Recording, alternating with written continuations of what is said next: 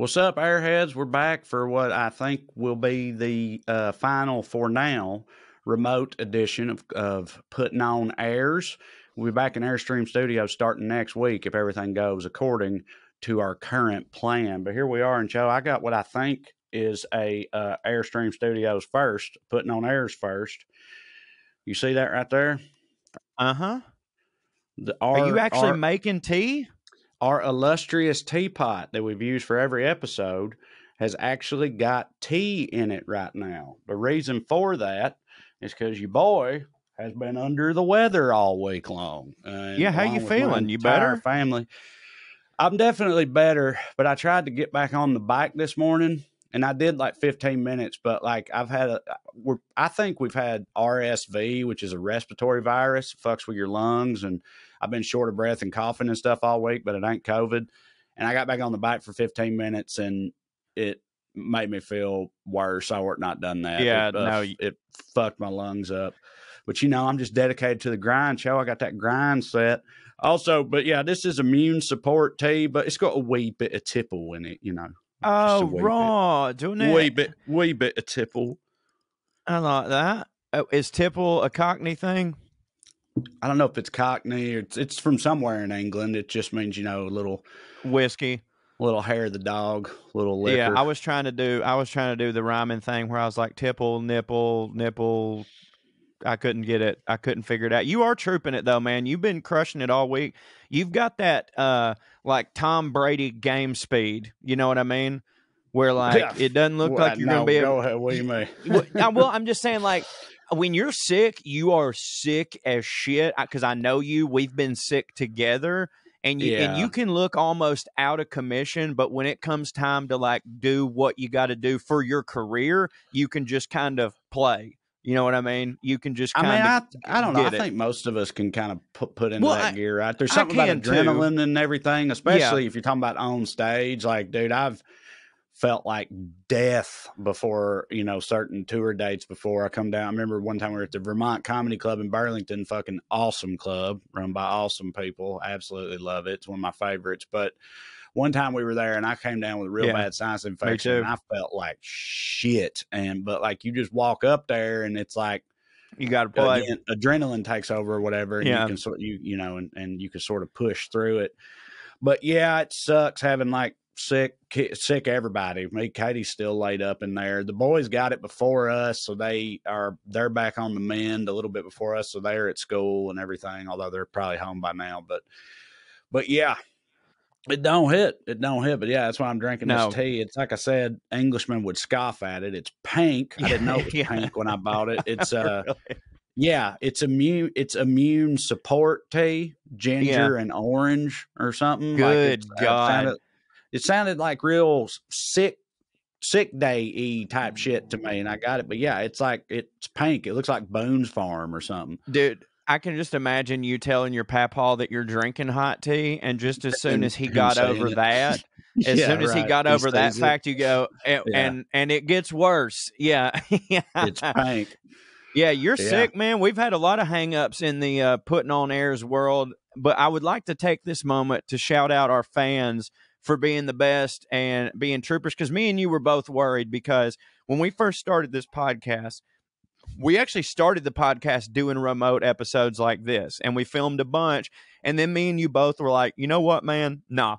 If we're going to do this damn thing, let's do this damn thing. Even if it means you flying out here and us busting our ass and recording these episodes in batches, let's do the damn thing. And we did, and I'm super, super glad that we did that. So in the past 2 weeks, when we knew that we were going to have to deviate from that plan, both of us were, in my opinion, rightfully worried that everybody in the Skewniverse or the Streamiverse or whatever was going to be an immediate, stark not hit. And from me and you've always talked about how we shouldn't check comments, and I usually stick to that in most regards, but I felt inclined. I was like, I have to go see what everybody's saying about these episodes, the first remote one and then the one from across the seas, because in my mind I wanted to go through there and go, listen, I know, I'm sorry, but it's just this one time. And I didn't have to do none of that, because everyone was like, dude, we got so many comments that King Tut and Opera was our best episode yet. And I think it's just like, we have great fans who are super understanding, and to give ourselves a little bit of credit, maybe we just hit. Maybe we do just hit. I'd like to think that we just hit, but yeah, I do appreciate people being cool with it. We'll be back on track very soon. But yeah, on this episode, what we're going to be talking about, where the Venn diagram overlaps, and I got to get better about this because I'm almost certain this was a suggestion from a fan on Clearing the Airs. And whenever Corey reads those to me, I go to our doc and I write it down, but I need to make a point to write down who gave the suggestion. So I once again apologize because it's 2 weeks in a row now. But my topic where the Venn diagram overlaps with fancy and trash is being in special clubs. I think we all know about the Rich's affinity for it, the Illuminati, New World. Well, I was going to say the trash. Well, the Klan, I feel like the Klan probably transcends both. As a matter of fact, I was getting ahead of you. I just knew. I was like, I bet we're going to talk about the Klan. We're only going to talk about the Klan a little bit. Here's the thing, honestly, as I dug into this could be a multi-parter. You could do an episode on just one. Good. There's so many of these. I'm not saying it's going to be a multi-parter, but it's there's a lot there. But yeah, on the trash side, I'll elaborate more about this later when we get into it. But being so trash myself, I had no idea that there was a trash aspect to this thing, but there absolutely is. And I found out firsthand, and we'll talk about that later. So if you don't realize that, I'll bring it to your attention later, people, Airstreamers, or Airheads. Forgot the damn name. Y'all are Airheads, not Airstreamers. I apologize. But anyway, I'm going to do that. And then Cho, what do we got? Is it Professor Cho? It's history? Professor. What is it? Professor Cho, the history of Aristotle, who was a philosopher, but we're not going to be necessarily just talking about his philosophy. We're just going to be talking about the man. He was one of these. If you're not watching, he was a thinker. He was one of them that had his fist constantly under his chin, just being like, I don't know about that. You know what I mean? And arguably the most famous one. He's one of three or whatever. So fascinating dude. And I'll say this now. This is philosophy with Professor Cho again. Well, it is, but it's still history. Of course, it is both. I actually wanted to bring that. The different categories. Personally, I do too. I like that. I do too. But see, so when we did Zeno of Aaliyah, the reason I wanted to call it philosophy is because I had it in my mind that we were just going to talk about his one paradox, because I thought that would and I underestimated the fact that I would get obsessed with him and then read more about him. You know what I mean? In my brain, I was like, we're just going to talk about philosophical paradoxes. And then I was like, well, I kind of want to know where he's from. You know what I'm saying? And Aristotle's the same way. I was like, all right, we're just going to talk about his philosophy. But realistically, I'm not going to get into many of his actual philosophies, just an overview of him and how he came to develop these philosophies. That hits, but it does. Up top, I got something for you, Trae. Yeah, I was about to ask because I thought you did. Yeah, usually I'll give you credit. You were the up top champion because I feel like maybe you spend more time perusing Reddit than me, or your brain works better. No, that's where a lot of it comes from. I'm on Reddit a lot, and whenever I see any fancy type shit, I make a note of it or whatever. But yeah, this week I had nothing, so I'm glad you got whatever this is about to be. Yeah, well, this interests me, and it's the origin of some famous British nursery rhymes. And I knew that, we've all heard, London Bridges, that song was, about people getting decapitated or whatever. You know what I mean? They're all. Have we talked about London Bridge on here? I don't know if we did or not, but please go ahead. Very quick tangent. No, go ahead. In case y'all don't know, I feel like a lot of Yanks, Southerners don't prefer that nomenclature, but to England, we all Yanks. A lot of Americans don't realize, I think, that London Bridge is actually not that hidden of a bridge. No, it's an important bridge, but I wouldn't even jump off of it.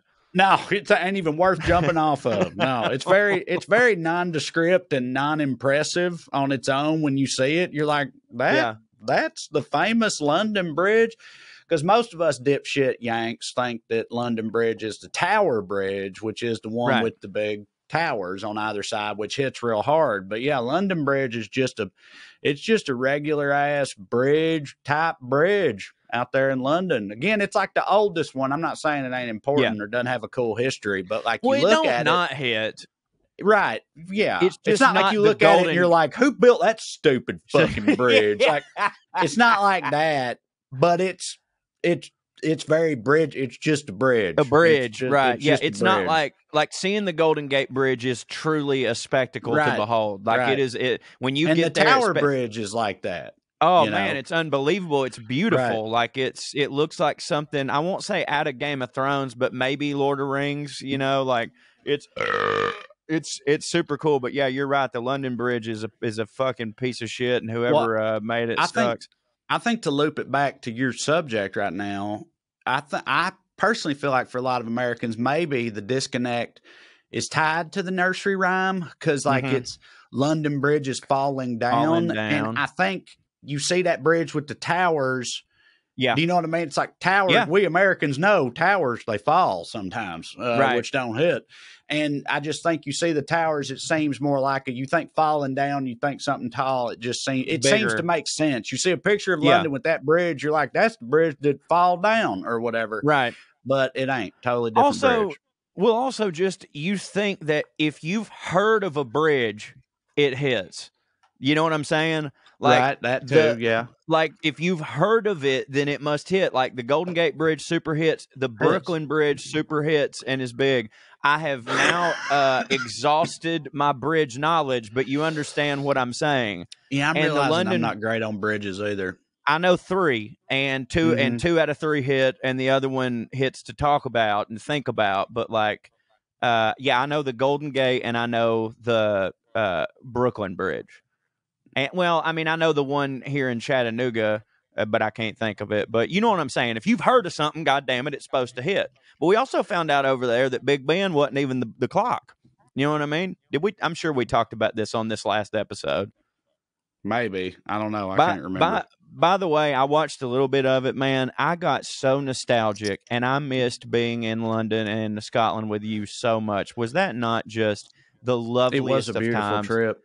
I put this in the description for the episode, but it was just the honeymoon of a lifetime. It was wonderful. It was such a pleasant, romantic trip. And I think we probably said on here when it's come up before, but like pretty much everywhere we went, it was definitely assumed that we were a nice young gay couple. Well, I don't know how young we are anymore, but a nice 30-something gay couple on a pleasant trip to the UK because they kept putting our beds together. We had to make them come up there and separate them, which, we could have lived with them not doing that. That's fine. I bet they were all taking. I think in the bed and breakfast, we just left it together and just rolled with it. Yeah, we did. But I bet they were taking bets on how much our room stank. Their butts ain't it. Either one of them. Whichever one's getting wore out, it's going to leave some aftermath. That's all I'm saying. You look at them two. If that one's the bottom, God bless him. Yeah. Yeah. All right. Well, but it was a very like Pinteresty, like, white couple type of trip. It was very bromantic. I don't know how else to we said this, and I don't know if you remember, but we said this, and I'm going to hold you to it right now. When the book comes out, if it's a bestseller, we said that we would go back and take our wives, and I think that we should. Yeah, I think that we should drop our wives off, and then me and you leave and go do something. That hits. Yeah. Yeah, that hits for me. Yeah, as long as we do it in the summertime, so the boys ain't in school, and I can leave them at grandma's. That hits for me. Yeah, I'm sorry. You're right. This has been a fun. No. I was going to say I actually would kind of like to go over there when it's raining and shitty so we can like experience what that's like. But all right, to the topic here, the origin of nursery rhymes in Britain. We've got the famous, of course, Trae, are you familiar with Humpty Dumpty? Yeah, he don't hit, falls down. He don't hit it not falling down. Do you want to know how I know that you know all about Humpty Dumpty? It's because you've referred to me no less than 50 times as Humpty Dumpty.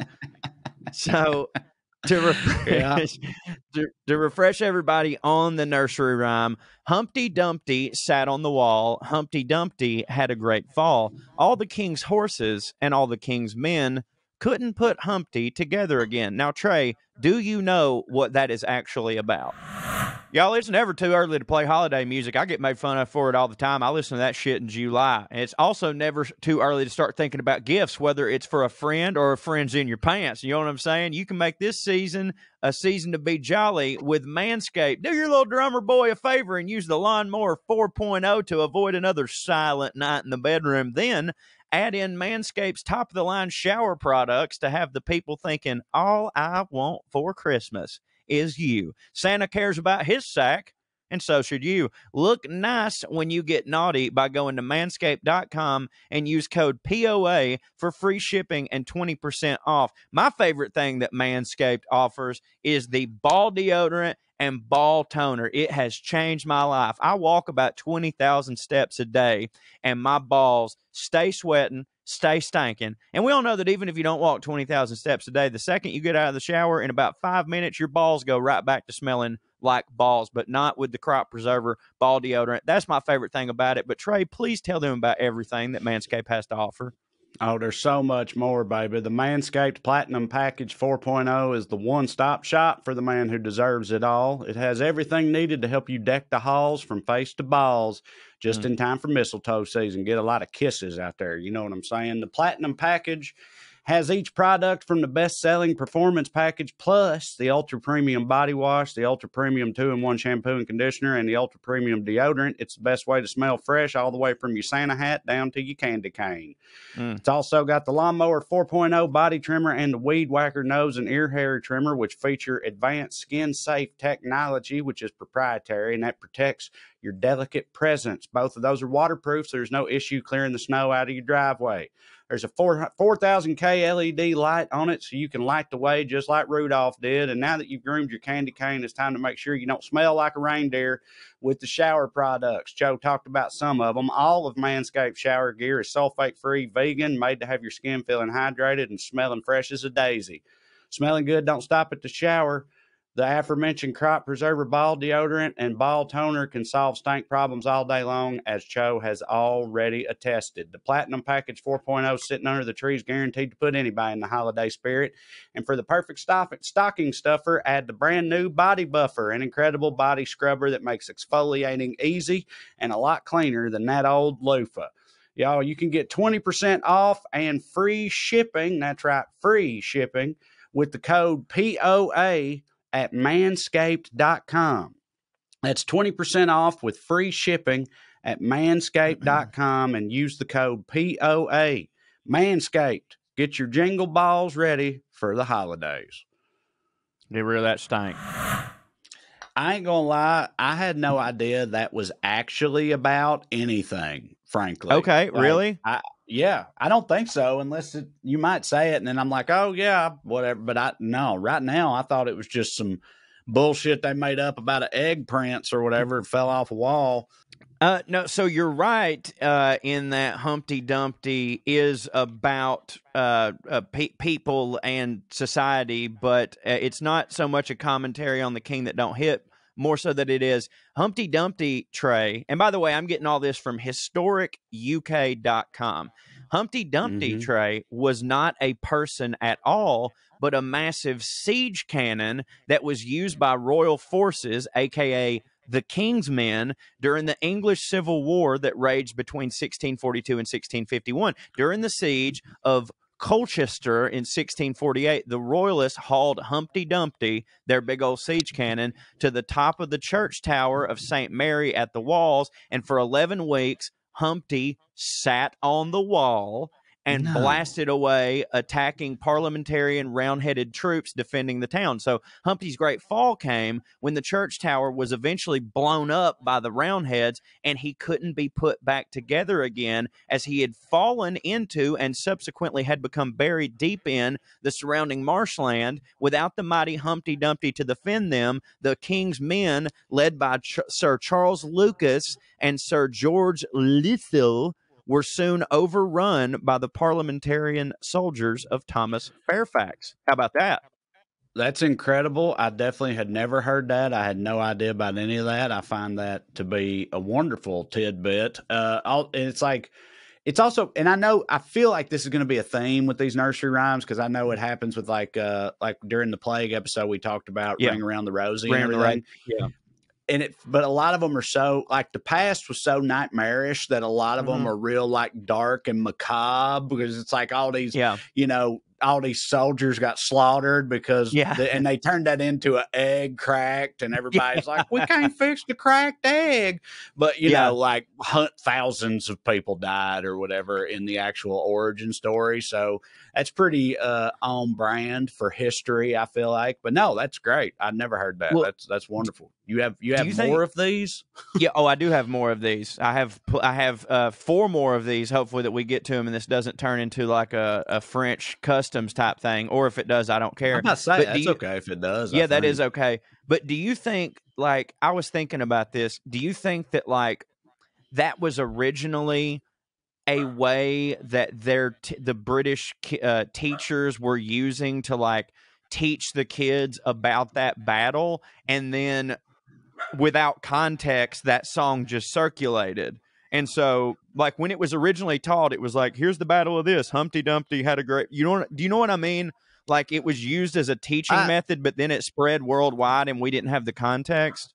I mean, maybe. I mean, yeah, that makes sense to me for sure. It's funny. I've always just thought of those instances like where something dark and terrible led to this like nursery rhyme for children. Right. In my head, I was just like, well, yeah, that's just what reality was for children back then. You know what I mean? It's like, you still got to make things that hit to dance around and say, even though everything's terrible. And it's funny to us now because life is a fucking nightmare.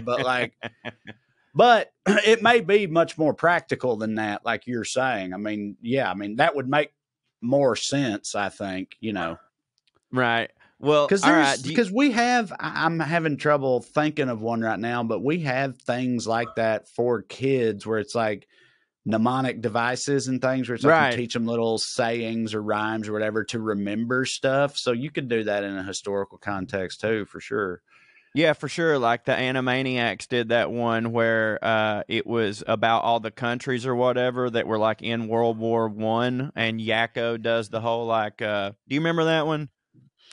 No, dude, I love the Animaniacs, but I gotta ask, have you like rewatched them as an adult or something? Wild. Absolutely wild. I figured you must have, because like I love the Animaniacs, but dude, I can't quote you episode plot lines or scenes or anything like that. There was an episode where Wacko does like a history on all the countries that were in World War II, and he's like bouncing around, and he has this rhyming scheme with everything. And so I can see it being a little bit similar. Baba Black Sheep. Do you remember Baba Black Sheep? Yeah, I know it exists. I can't call it up right now. I mean, yeah, but I definitely know it, but I can't just sit here and do it right now. Yeah, it was one on the list that I couldn't either. Like, I remember Baba Black Sheep, but it goes, Baba Black Sheep, have you any wool? Yes, sir. Yes, sir. 3 bags full. 1 for the master, 1 for the dame, and 1 for the little boy who lives down the lane.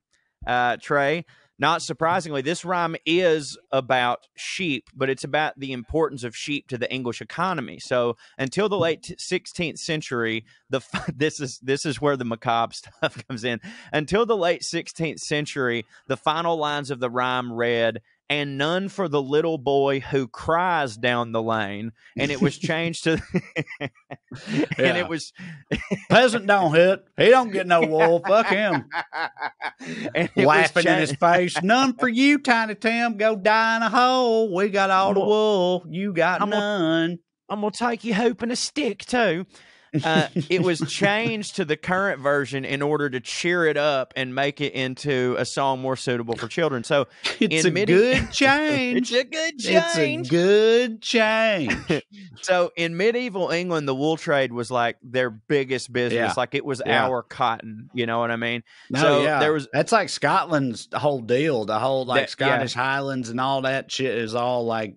It's all sheep based. It was a totally sheep based economy. 100% sheep based economy. So there was a huge demand for it to produce cloth, and for everybody that had land, and from peasants to major landowners, they all raised sheep. And the great English landowners, including lords, your abbots, your bishops, they began to count their wealth in terms of sheep, with some flocks totaling over 80,000 animals, all tended by dozens of full-time shepherds. After returning from the Crusades in 1272, Edward I imposed new taxes on the wool trade in order to pay for his military ventures, as they do, and it's believed that this wool tax forms the background to the rhyme. 1/3 of the price of each bag or sack sold was for the king, the master, 1/3 to the monasteries or church, the dame, and none to the poor shepherd, the little boy who cries down the lane.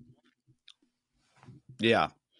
So it's just that's the economy. That's a sheep based economy for you. That's just the realities of it. That's just it's just so it is so funny to think about the shit that kids are singing. Like, even this world fucking sucks so bad that even every single nursery rhyme is just rooted in complete despair, complete capitalism, complete bullshit. Yeah, it's like you want to interpret it as like they literally had nothing positive or sunny to sing about or to make rhymes about or whatever, because like that's just how terrible the past fucking was. Everybody was plucking geese in the mud and coughing to death. What hits? Nothing hits. Nothing hits. So, but you got to have, songs and stuff for kids. So it's going to be about stuff that don't hit, Right. But it makes me... It makes sense because the peasants are the one that makes the songs. You know what I mean? Right. Rich people don't so make are songs. They like... I'm only just now ever thinking about any of this, but are these things like satirical? Do you know what I mean? Like, are they like sort of highlighting these social issues? Yeah. Do you know what I mean? And yes, man. Yes. Like this is how the privileged people be. They laugh in our face and say, "None for the little boy down the lane. He can go fuck himself." And they, you know what I mean? It's like it's like satire, but from back then. Man, that is, dude. That's 100% what that is, and how it how it translated it. That is great. We found something here, Cho. Yes, we did. There's probably been 38 different dissertations written on this exact topic, but we didn't know it. Well, but yeah, that's I mean, I think that's what's going on.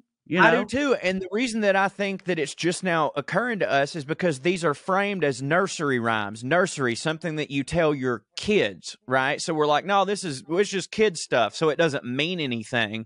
But like, it probably was just some people writing these satirical songs, and they had a good melody, and so they would just sing them to their kids because, like, their kid, to entertain it's like their some kids. Medieval, like 16 tons or take this job and shove it type shit or something. Yeah, man. Take this job and shove it is more just telling it like it is, but you know what I mean? Like just highlighting hypocrisies and bullshitteries and stuff. That's now how I'm going to interpret nursery rhymes.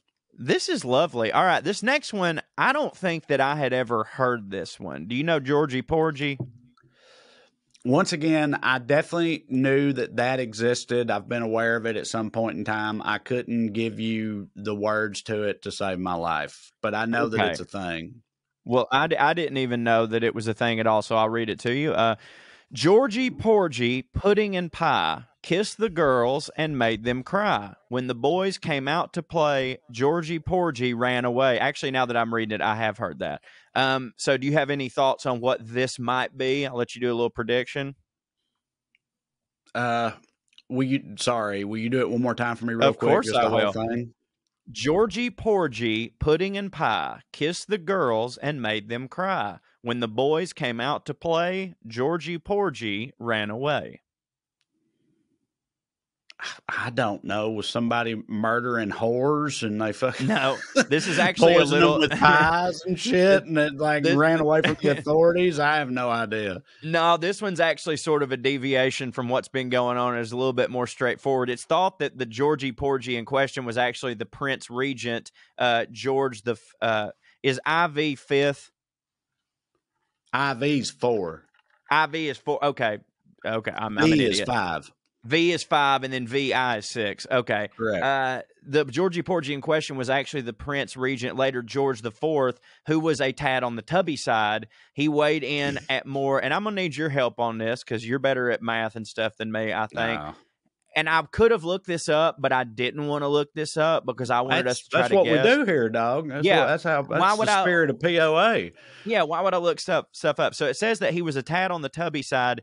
George weighed in at more than 17.5 stone. Buddy, I don't have a fucking clue about stone. I mean, I could look it up. Either. I know that they use stone, but I have no idea. Is that metric?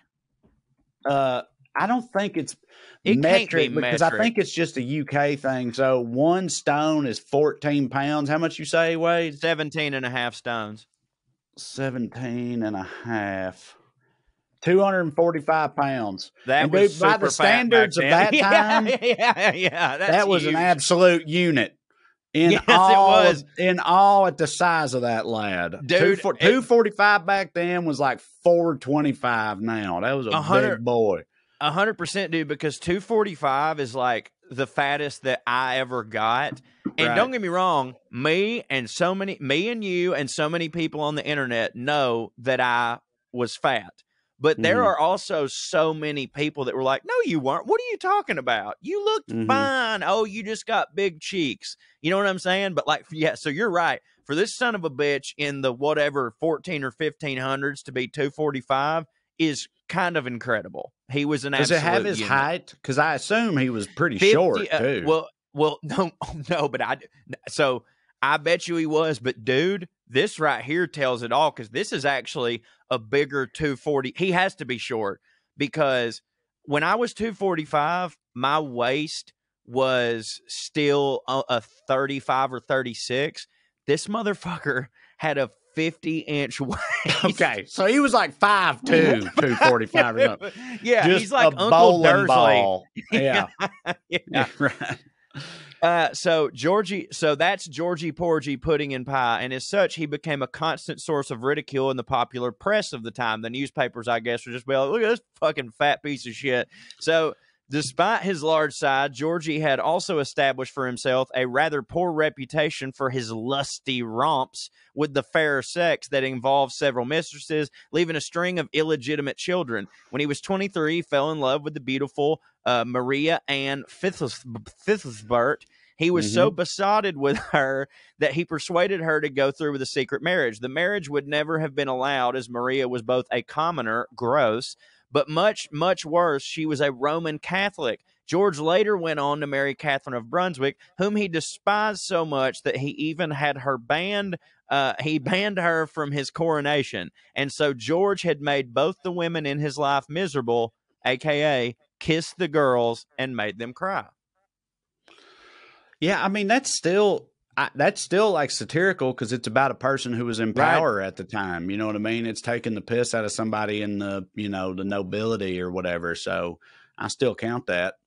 But yeah, it is more straightforward. It's like he's a big fat fuck and they made a pudding and pie rhyme about him, Hey, stick to what works, dude. If it ain't broke, don't break it. You know what I mean? Like they've been riding that game. Dude, the fats, there's not been a lot of like breakthrough innovations and making fun of the fats over the years. You know what I mean? Classics. Pretty much comes down to pudding and pie and stuff like that and how much it hits for them, It's just like we're still playing those same cards today. Yeah. I was about to say it's just like golf. Like, sure, the technology changes a little bit, but you just need to hit the center of the club face. You know what I mean? The game still comes down to getting your club back to square when you release. It's the same shit. So of course, Trae, I didn't know the last one. I barely knew Baba Black Sheep, but everyone on Earth is familiar with Jack and Jill, right? Jack and Jill. Mm-hmm. Yeah. So Jack and went up Jill the hill. They needed water. Well, no, do it. Do it right, motherfucker. Jack and Jill went up the hill to fetch a pail of water. Mm-hmm. Jack fell down and broke his crown, and Jill came tumbling after. My man nailed it every single word. Right. Okay, so The small village of Kilmerston in North Somerset claims to be the home of the Jack and Jill rhyme. Local legend recalls how in the late 15th century, a young unmarried couple regularly climbed a nearby hill in order to conduct their liaison in private, aka they fucked, away from the prying eyes of the village. Obviously, a very close liaison. Jill fell pregnant. But just before the baby was born, Jack was killed by a rock that had fallen from their special hill. A few days later, Jill died whilst giving birth to their love child. Their tragic tale unfolds today on a series of inscribed stones that lead along the path to that special hill. So that was okay. This one's a little different to me. I don't know why we needed to take the piss out of this young star-crossed couple of peasants or whatever who just both died tragically. It's a little different than a fucking siege engine, an instrument of war, and a fucking like fat, awful prince and shit like that. It's like this just little Romeo and Juliet situation that the whole world has made fun of for 600 years after they both died. Like, imagine that. Imagine you're in it's like a little country song, like fucking Strawberry Wine situation. You both die horrific. So it gets hit by a falling rock. Who gets hit by a falling rock? And then she dies in childbirth, you'll have that, especially back then. But that inspired this world, or at least Western world renowned nursery rhyme. It's also it's kind of wild to me that I only just now thought about this too, but that you don't know who wrote any of these. That and the fact that, but they're still important. It's like, why do we make it a point to carry these things on, what I mean? Because it's short, it's sweet. I guess at this point it shows you, it's like a cultural indicator from a time past and shit like that. It's a staple. But it's still kind of wild, But where are the new ones? Where are the new ones? They stopped making, all of these are from it's just Kendrick Lamar now, dude. Yeah, right. But do you know what I'm saying? It's so John Michael Bond, our friend and comedian Jimby, he made this argument one time, not to me, but I saw him arguing with somebody about it on the internet, and then me and him talked about it. And he was talking about schools that require the literary classics, such as To Kill a Mockingbird, Fahrenheit 40, and there was this one school that was trying to replace their 8th grade book with they were going to take To Kill a Mockingbird away and put it with this new book that was written in the 80s or whatever, and everybody was up in arms about it. And John Michael Bond was like, okay, but why does it got to a certain year and then we're those are the classics and now we stop? There have been classics written since then. There's new literature now that these kids need to read. Why was there this moment in time where we go, this is the golden era, these are the standards, it's only Gatsby, it's only this, blah, blah, blah. And with nursery rhymes, it seems like it's only terrible, horrible, plague-ridden Britain, and then nobody was writing any new shit for a very long time.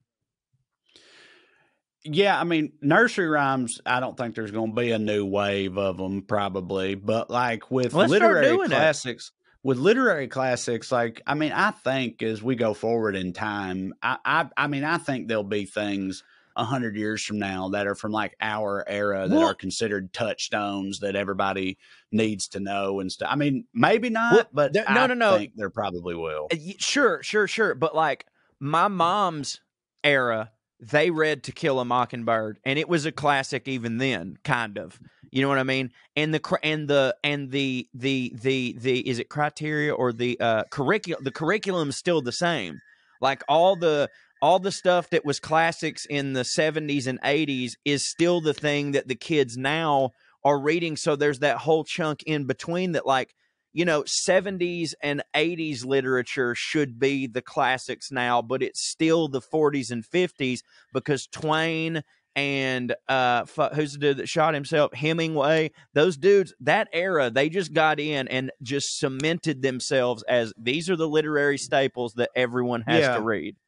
Well, but it also includes things like, because I was an English major before I changed to psychology. The Canterbury Tales. I was about to say the Canterbury Tales, Beowulf. Like, there's things that are way, way older. It's like once you get into that pantheon or whatever, you're gonna just stay there, because that's kind of how a pantheon works, I guess. But I'm just saying, I think so the ones that are in there, they gonna stay. But I think but there's only so much room. I do think things will be added. I mean, unless all these people at the school board meetings have their way, trying to get rid of shit. Like, like Toni Morrison's Beloved, that's one, right? It's been added to like curriculums in recent years, and it's but like people are trying to get rid of it now because it's graphic or whatever. But yeah, I mean, I don't know. I think that Beloved is from 1987, and it's definitely like become one of those types of books that are like taught and in curriculum and stuff. I know because again, all these maniacs are trying to force schools to get rid of it and shit. Okay. So like, I think it happens. Okay. All right. Well, because of how long we've gone on, we do need to take a break before we get to your Venn diagram, which again was on being in clubs. Being in clubs. So right after this, being in clubs.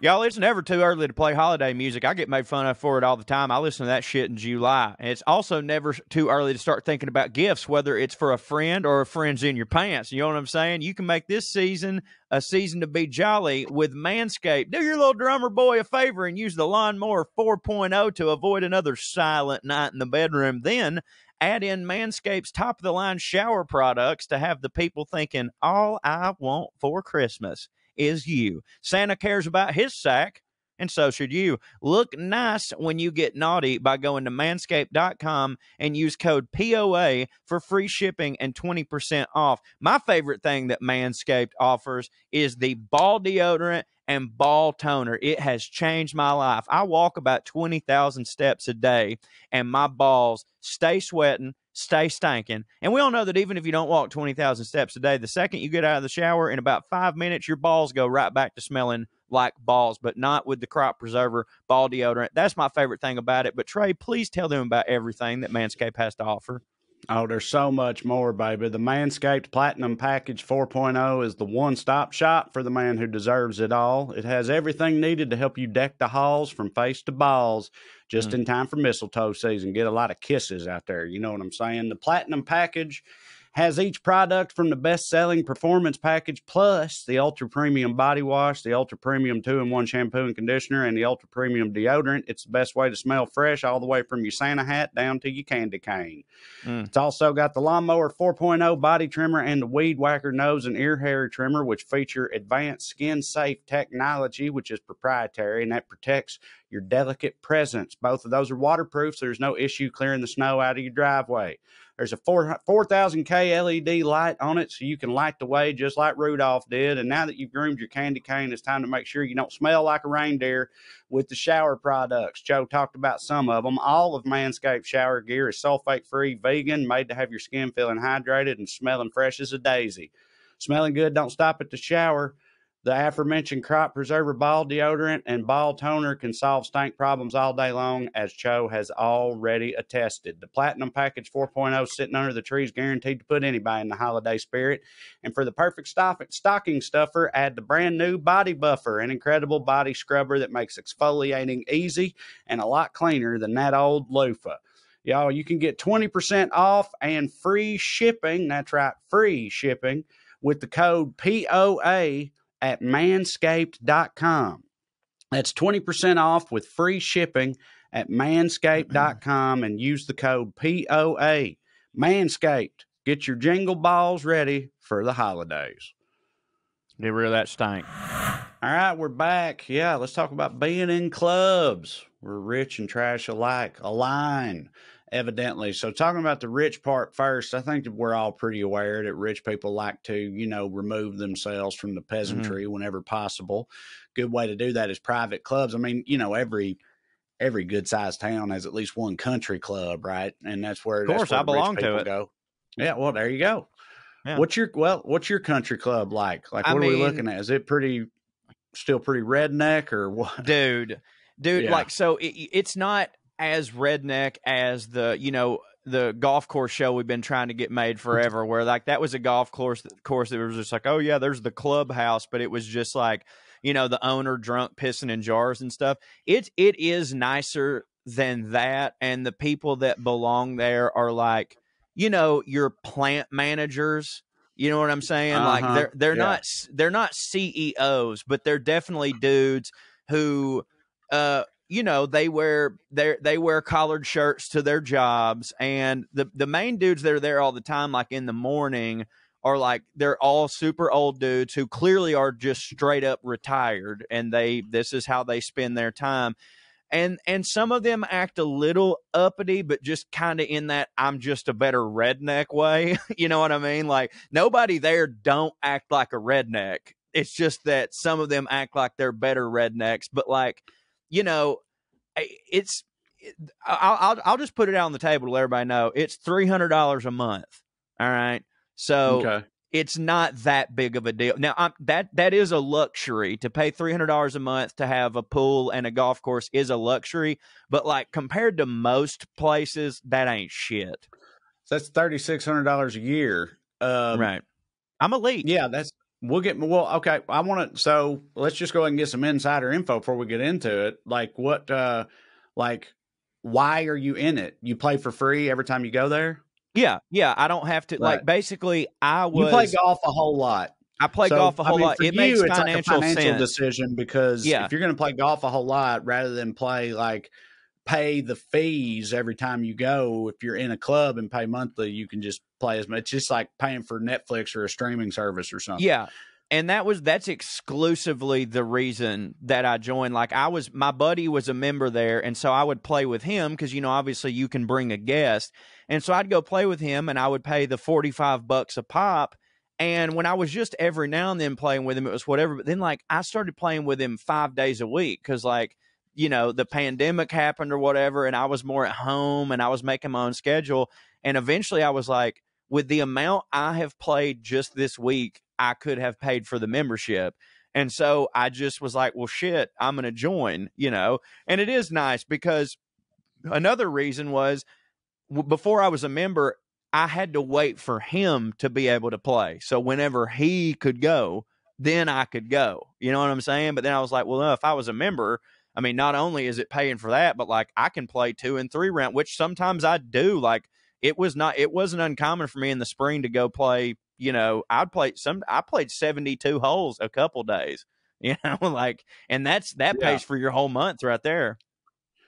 Right. So there's country clubs all over the place. There's more exclusive clubs for the like modern day, rich and fancy, in pretty much every major city. Some of the ones I found, there's one in New York called Core, which describes itself as an anti-club because there's no dress code. Yeah, they allow mobile phones. Members are invited to conduct the business of life.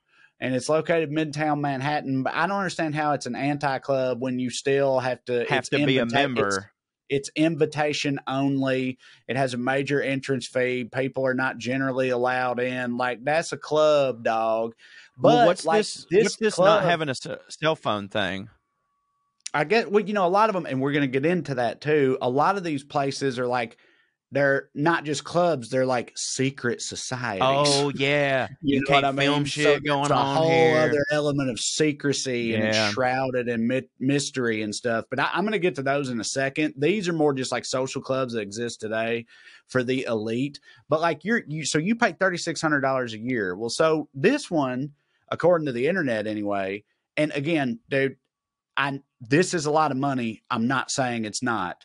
But this one in particular costs $50,000 to join. And then after that, it's $15,000 a year. And like, that ain't shit. I would think it would be more than that. Yeah, right. Like, I was about to say, like, because it says in here that like the CEO of Starbucks is a member and people like that. And it's like, well, that's fucking pocket change to them. Yeah, like, I would have thought no shit. Something that's supposed to be exclusive. If you're talking about those people, it'd be way, way higher, but I mean, most of these were around this. There's another, the one in Dubai has a $15,000 US dollars fee to join, but they're all like, I guess it's more about the exclusivity part, obviously, because they're all like, sure, but like 50, I mean, like, not to sound super elite, and don't get me wrong, I would have to like start spending less on cereal. The 50 grand up front would hurt a little bit, but like the $15,000 a year, I could be in the same club with the fucking CEO of Starbucks. That's insane. I guess it maybe comes down to, and I didn't find this anywhere, I'm just speculating now, but it's like, well, rich people don't get that way by just blowing money on everything. Although it often seems like they do. Spend $50 billion on Twitter and then run it into the ground. As one example. But that's like a thing people say about rich people. And it might be a thing where it's like the clientele are the types to be like, for the services you provide, this is what should be an adequate fee. Like maybe it's sort of self-policed or something. I feel like it's more important that the peasants ain't allowed in at all. Right. And you can't just get in just because you have the money. You have to like be invited or be vetted or be recruited or whatever. Which is how like the Augusta National is.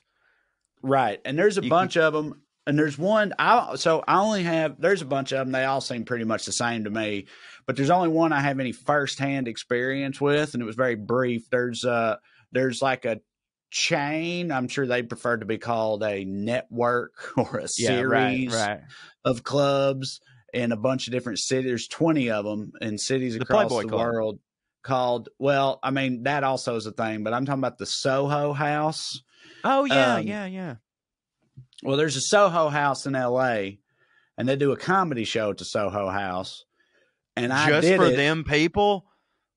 I mean, yeah, but it's like full, I mean, there's a lot of people that are members or whatever. It's like a bar show, but it's I didn't mean the numbers thing. I didn't mean the numbers thing. I meant that you're doing comedy specifically to people who belong to a group. And I did it once, and like I feel like it went about how you'd expect. They wanted little to nothing to do with my redneck ass at all. They seemed generally confused by me, perhaps frightened. They were not connecting with any of it. But most of the other comic, they were just like, I don't know. I know it's easy to say. It's like, oh, you just had a bad set and you're saying this. But I feel like most of the comics who were on that show would say like, they just sort of seemed like they were above it, the whole thing. Dude. Like it was whatever. I don't know. It was fucking jester shit or clown shit or something. They just were not a good crowd in exactly the way you would expect them to not be a good crowd, in my opinion. They do regular shows there. Maybe some of them are good. Some comics might hear this and be like, dude, that's bullshit. That's a great show. I don't know. But I only did it once, and it was not good, and not just for me. It wasn't great for pretty much anybody I saw. I think that when you first start out in comedy, people tend to blame the room, and oftentimes it's just an excuse. But like once you've been doing it as long as we have, now don't get me wrong, you can tell when it's like, I did just have an off night, but you absolutely can tell like, dude, I was on fire. This place fucking sucks. Like this was a stuffy room. Like I just did that shit 9 shows in a row, murdered. These people fucking suck. Right. So, yeah, those things don't hit for me. And they have these, there's like, there's amenities that come with it. Like the way you justify it. I mean, like the way you justified yours. You're going to play golf a lot. You play golf. It makes financial sense. They have fucking, they have pools, private bars, fucking tennis courts, whatever. They have all this shit that hits for people. But it's, of course, just about, at the end of the day, it's just about being in a thing that other people can't be part of, which I mean, it's like, that's been such a running theme, which isn't at all surprising, but it's been such a running theme in this show. That's like so much of this shit when it hits for rich people, it just comes down to making sure that the peasants can't do it. Be there. Like that's the main attraction for them. And I think these things are the same way. I feel like I left out a pretty important part, by the way, of when I said it was $300 a month. It is, but that also, by the way, means that I'm a member at 3 different golf clubs because they're owned by the same people, which I think is a pretty big asterisk to put there. You know what I'm saying? Like I can go to actually 3 different golf clubs for 300. Yes, I mean I agree. That does make it makes a hit even harder. But there's those the like social clubs. Then there's the more, like I said, intriguing one, the one that conspiracy theories get all fired up about, right? Skull and Bones. The secret societies. Yes, Skull and Bones is one of them. And these are more like they're more ancient and exclusive and mysterious and stuff. And so there's the Knights Templar, right? Oh, yeah. I know about them. The Knights Templar originally were just like soldiers during the Crusades. Right, they were the soldiers that protected the Christian pilgrims to the Holy Land. Right, they date back to 1118, and they wore the white robes with the maroon and the cross in the middle. That's right. Yeah, the Lorraine cross or the Jerusalem cross. It's called. It's like the double cross, and they started out just protecting these Jesus pilgrims or whatever, But then they got more and more powerful with more and more influence as the church, decided that they hit and whatnot. And at the apex of their power, they owned the entire island of Cyprus and a whole fleet of ships, and they were lending money to kings. So they were basically like, a bank in and of themselves. Right. This ended up not hitting for certain kings and also popes. They, got a little above their station, I guess, in their opinion. So in 1309, the King Philip IV of France had a whole bunch, dozens of the Knights Templar burned at the stake just for not hitting, really. He tortured them into admitting, like confessing their crimes, but it was sort of like, like the High Sparrow did Marjorie. Right. And Game of Thrones. Yeah. It was that type of thing. Burned a bunch of them at the stake in 1309, and in 1312 they were formally dissolved by Pope Clement V, and their wealth was redistributed. But they lived on in legend because people decided that they had possession and guardianship of, the Holy Grail and the Shroud of Turin and things like that. So they just, stuck in the minds of people for a long time. There's also, of course, obviously the Freemasons. Can I say something real quick? Yeah. So you mentioned Marjorie and the High Sparrow. I just wanted to throw out there, Jonathan Pryce, I assume OBE, welcome on the show anytime. Oh, yeah. Yeah, he hits like a motherfucker. Did you see that movie where he played the Pope? You know how he looks just like the Pope? Yeah, Pope no, Francis. I haven't. It was the two popes, right? Pope. Yeah, it was the two popes. Yeah, him and Anthony Hopkins. Yeah, I hadn't seen it yet. Great casting. He crushes his Charles in The New Crown, just to let you know. But go ahead. I'm sorry. So the Freemasons, all Americans know about them because 13 of our founding fathers, including Benjamin Franklin, John Hancock, George Washington, Paul Revere, and James Monroe, were members of the Freemasons. They go all the way back to the Middle Ages because back then all craftsmen were organized into guilds. People that build cathedrals, because of how building cathedrals be, they had to travel from city to city and be easily identifiable. So they developed their the logo, that square and compass, the logo of the Freemasons. And so that they became a thing as just being like people that build shit. Yeah. But Freemasonry, as we know it, was founded in 1717 when 4 different Mason lodges joined together into the Grand Lodge. 1717 is right when the colonies are kicking off. It spreads to America, becomes a whole thing. And do you know how, like, when you're a Freemason coming from one city to the other and you're like, oh, there's the Mason Hall, I can go hit there.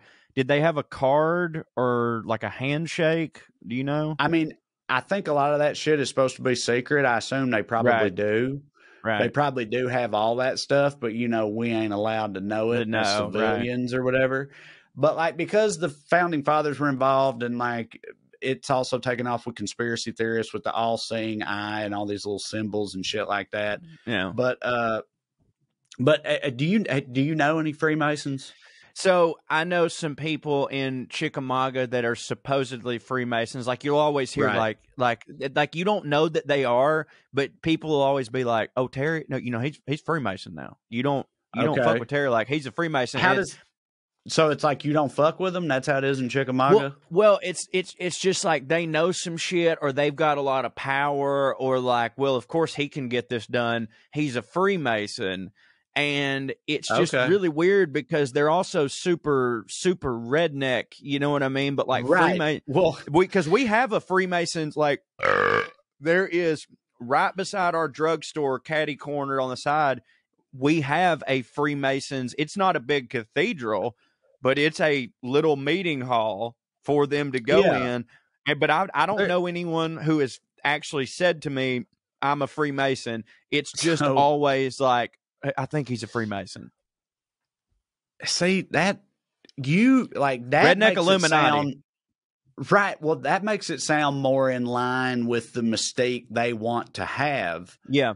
I'm only just now realizing that the guy I'm thinking of is like, he's also well known for being completely full of shit. Yes, exactly. If someone tells you they're a Freemason, they're not a fucking Freemason. I can tell you that shit right now. Because again, dude, I've never, I know everybody in this town and everybody knows me. And I know the fucking bottom of the barrel and I know the top of the heap. I've never heard anyone tell me I'm a Freemason. I've only heard people say, he's a Freemason. You know what I mean? All right. Well, okay. Because again, and like I said, he's known to be full of shit. The only guy I ever knew that had like an ostensible connection with the Freemasons sort of lowered my opinion of Freemasonry, quite a bit. Because I was like, well, they can't be that rad. But also, like, according to this article I found, like, it's an official recruiting slogan of the Freemasons is all you have to do is ask. They're not, like, recruited. You can, like, join the Freemasons. It just makes me feel like I'd like for you to get in there, but you won't be able to tell us nothing because all the secrecy, or else they'll drain your blood and kill the goat at the same time or whatever they do. But, yeah, like, I don't know. I just don't buy into the like shady cabal of power. I think it's an elk lodge. I think it's, and we're going to get to the elk lodges. I think it's a more like historically legitimate, or however you want to, historically prestigious, I should say, like elk lodge situation. I don't think they really, are hitting all that hard. No, I agree. What I think is that like in redneck towns where they have the Freemason stuff, it's just that like, your local like whoever represents District 14 or whatever hangs out there, and like the dudes that own the construction businesses hang out there, and just all the powerful men hang out there and do deals and stuff. But it's nothing more than just a private little bar where all these rednecks that have power in a small town hang out. You know what I mean? Right. I mean, yes, that's what I think too.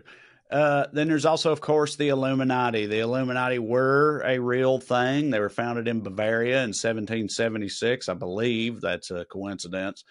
Nice. Yeah, right. They were. They tried to infiltrate Masonic lodges because they were looking to like steal their shine, basically, to get like some of the wealthiest and most influential men in Europe. And they had a bunch of them. They flourished, but then they were stamped out by a leader of Bavaria who, again, sort of like the Knights Templar, thought they was getting too big for their britches and issued an edict making membership in the Illuminati punishable by death in 1787. And as far as anybody knows, that is what happened, and that's the end of them. But again, they've inspired conspiracy theories for years since. Do they still exist? Are they still out there? Whatever else. I think that like these things provide convenient fodder for, the basement internet dwellers of the world. For sure. Personally. There was I think Ben Franklin was a Freemason, obviously, you said. Yeah. And there was also rumors, too, that he was in the Knights Templar. And, like, I read a bunch of stuff on it because I had considered doing it for my topic. And I'd read a bunch of stuff on it. And I saw some. And please know that I'm paraphrasing but there was somebody back from the Knights Templar that wrote something one time that was like, if Ben Franklin ever comes to your Knights Templar party, don't let him have a third bottle of wine because he'll fuck every butt here. Yeah, especially the old butts. Yeah, right. He loved fucking old butts and farting. He loved fucking old butts, dude. I think he wrote like treatises on the virtue of fucking old butts. I'm pretty sure. He did, and he also wrote a fart essay. Mm-hmm. I'm reading his autobiography right now. It's pretty wild. Is he the GOAT Cho, you think? He's the greatest Cho of all time? 100%. And we love to claim him. And matter of fact, Trae, can I do Ben Franklin for my next episode? That counts, right? I'd love for you to do Ben. Yeah, hell yeah, because I'm halfway through his autobiography right now, which you're not going to believe this, is basically just a hit summit. A hit summit. You ain't gonna believe how much I hit for 82 years or whatever. Yeah, dude, but it's a lot. It's awesome. However much you think I hit, it's more. Yeah. Unabridged, son. It is fucking great. Yeah, well, that's awesome. So then there's also the Skull and Bones, who you already brought up. It's every year 15 seniors at Yale University, only the elitist of the elite, are tapped to join the Skull and Bones, and the Bushes were in it and everything. And John Kerry. John Kerry, that's right. The graduate members are patriarchs. The pledges are called knights, and everybody outside the group is called barbarians. So pretty much the whole world is barbarians to the Skull and Bones. But this is just straight up just a super rich kid fraternity, right? Which for sure. We'll circle back to the rich kid. We'll circle back to fraternities in a little bit, but but I mean, it does matter because like connections and networking matter. Of course, if you're in a group like that, you're gonna meet all these power brokers and sons of titans of industry and stuff like that, and that shit's gonna be huge for the rest of your life. But like, it's no different than if y'all were just all on the same bowling league. Or whatever. No, for sure. You know I think about that. Like it's just I think the about same that all thing. I think about that all the time. It's like, guys, like they're like, oh, there's Illuminati, there's a secret society, and I'm like, it's not a secret. Everybody that has a fuck ton of money is gonna, because and you know this, and it's not. But when you start making a little bit of money, that sometimes people stop wanting to hang out with you because you start doing some I got some money shit and they can't hang with it. So when you make a lot of money, you end up only hanging out with people who Kevin Hart had a great bit about it, about him hanging out with Dwayne Wade. Like, you hang out with people who are on your same level, otherwise it will fuck you over. Well, when you get closer and closer to the top, that group becomes about 14 to 15 people. So you are going to just hang out with those people. And when you've got that much money, you do have a lot of control over how the world works. So it's not a secret society. It's just how the fucking world works. Yeah. And then there's the Bilderbergs. You know what the Bilderberg group? I've heard it, but I don't know enough about it. Please tell me, Trae. It's just, from what I can tell, it's just I'm familiar with Build-A-Bear. Yeah, it's just like a Geneva summit type thing from what I can tell. It's like, it started in 1954. A bunch of world leaders from the Western world, like leaders from North America and Europe, got together to foster better relations between the two continents, right? Because I guess anti-Americanism was growing in Europe at the time. Glad that ended. Glad they figured that out, and we hit for everybody in the world now. But that's why they got together, and it's still like that. They still have these meetings. It's at the Hotel de Bilderberg in the Netherlands, which is why it's called the Bilderberg Group. And it's just like world political leaders that get together, but they have this standing rule. It's called the Chatham House Rule. And it basically just means, you can't tell nobody about what we talked about here. Right. So it's like, it's not known to the public what they talk about, but I feel like it's just the same type of shit they talk about at all of those summits and whatever they go to. It's just because it's like shrouded in secrecy. People think it's some new world order type stuff, Do you ever think sometimes when you see like a super hitting celebrity or public figure that's super rich and has everything going on kill themselves, do you think to yourself like, oh, maybe they just spilled the secrets and then they got killed by the society, you know, which like that's where we're from. It's more like Clinton's did it.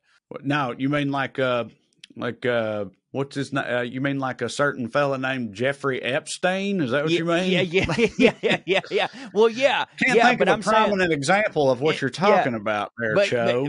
But you know what? But like their whole thing is like, what we do here, you can't tell nobody, and like you have to imagine that, like, you know, loose lips sink ships and all that good stuff. Like eventually somebody's going to start saying some stuff, and like maybe they do be like.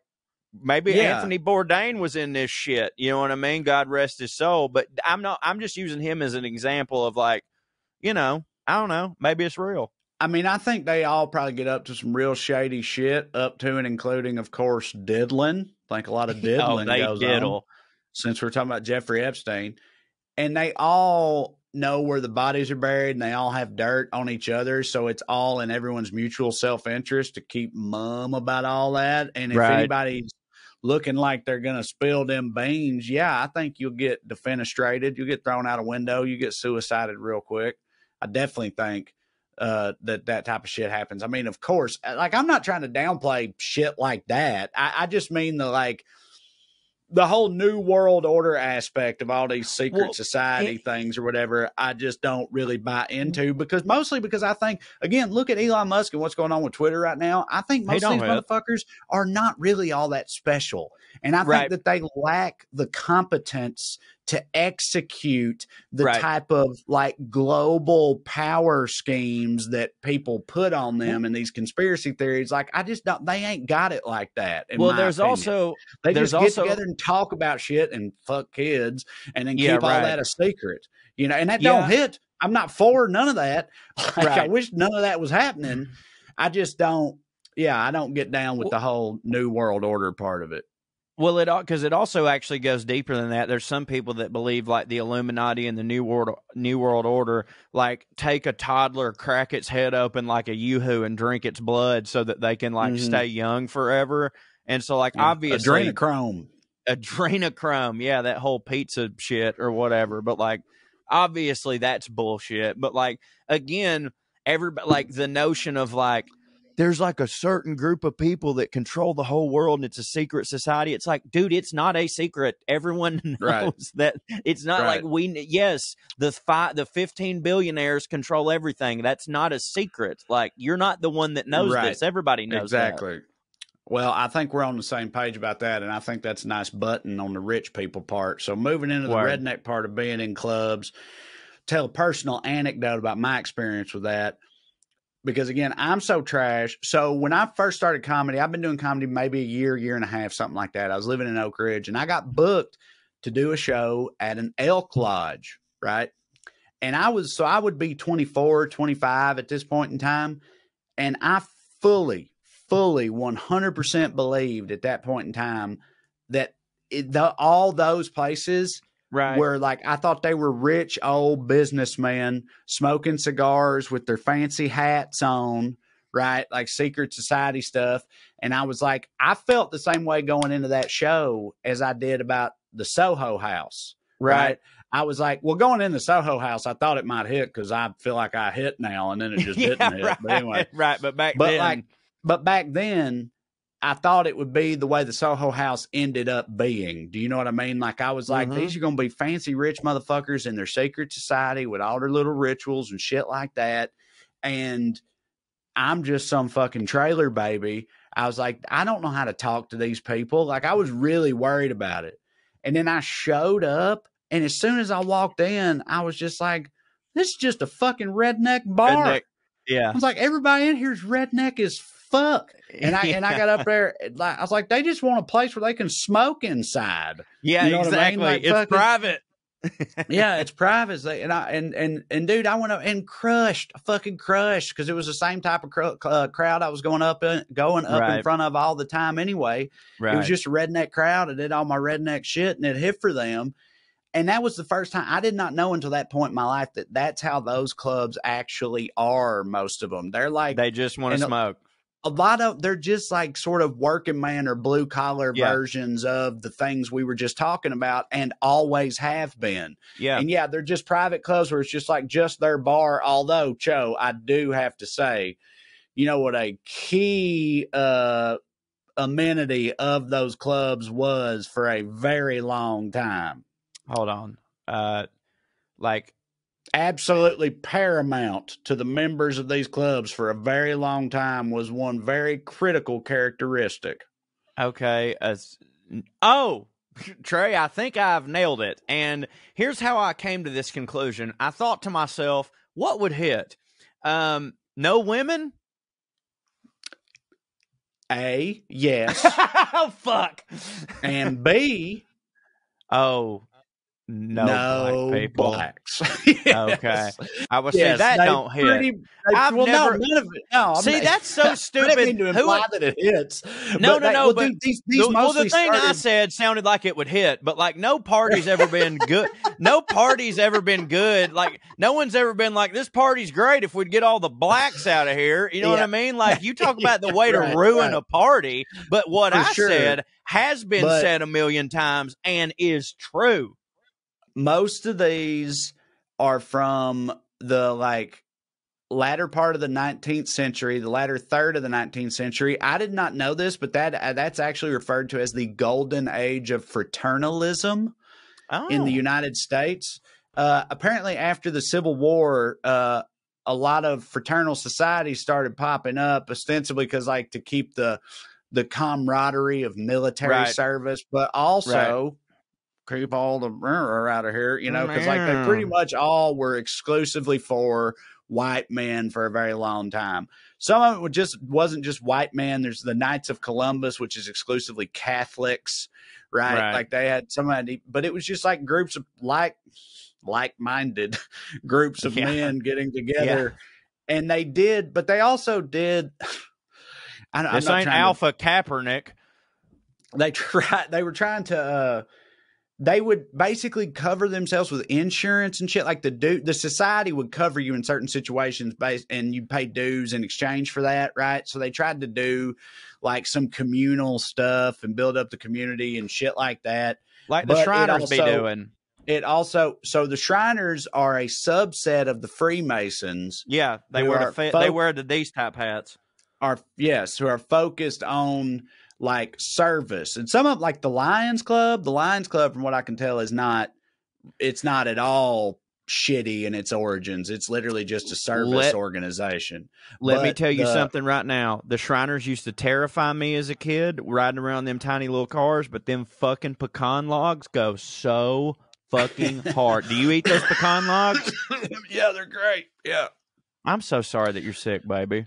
Oh, it's all right. I'll be all right. But yeah, like the Elks, I said I went to an elk lodge. They started as a social club exclusively for minstrel show performers. So it literally hello, my baby. Hello, my darling. Yeah. Yeah.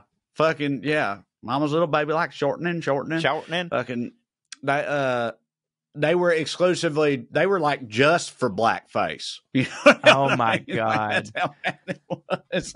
And a lot of them had they were all just for white men. They dropped that at certain points along the way. Some of them didn't drop it until like the 70s. You know what I mean? And I think it's probably still mostly white guys. And of course, the most exclusive and exclusionary one of these, which is on the list, is of course the Ku Klux Klan. Right. So can I tell you how because some of them they were ranging shows in orders of like political ideology. Some of them were very politically motivated or socially motivated, and obviously the Klan was both in a really negative direction, and that was sort of their whole deal. But yeah, a lot of these have similar origins despite whatever they're doing today. Here's how I think minstrel shows got started. They started having a party, and there were no black people there, which don't hit. And then they did that for a long time, and then finally someone was like, what if we pretended one was here? You know what I mean? And then they were like, yeah, this does hit. I mean, dude, I kind of think that you're pretty much exactly right, as fucked up as it is, because I think all it really Everything was about it them was like, hits except for them as a person. Exactly. I think that's what it was. They were like, they're very entertaining, but we can't have them in this room with us. That would be terrible. So we have to just put that fucking shoe polish on Johnny and make him do it. That is or whatever. so insane. It's so insane. I know hugely it's like popular cultural phenomenon. I know that it's like so easy for us to say right now, but like there are people alive today who went to minstrel shows. They're old as fuck, but like that was a thing that at the time, don't get me wrong, black people looked at it as a bad thing, and anyone with well, there were probably some decent people at that time that didn't really see the barbarism of it, but like, sure. It's like, there's people just like, oh yeah, whatever. It's just a show. You know what I mean? But like, that is just, I literally have no words. Like, it's unbelievable. So the only other thing I wanted to talk about was my direct, experience with any kind of secret society stuff, as you know, but we haven't talked about it on here before, and this is always shocking to people. I was in a fraternity in college. Mm-hmm. Still shocks me. Yeah, that was my dad's. My dad gave me so much shit about it the whole time. It's funny because my sister was in a sorority at the same time I was in a fraternity, and he never said shit to his little princess, but he ripped my ass all the time for it. It's different for some reason. Okay. That's fine. I don't know. It's different in the sense that, like, when I hear sorority girl, I think someone I want to bang. When I hear fraternity bro, I think someone I want to punch. So here's what I think was going on with me at the time. I had been a fat, dorky nerd my whole life growing up.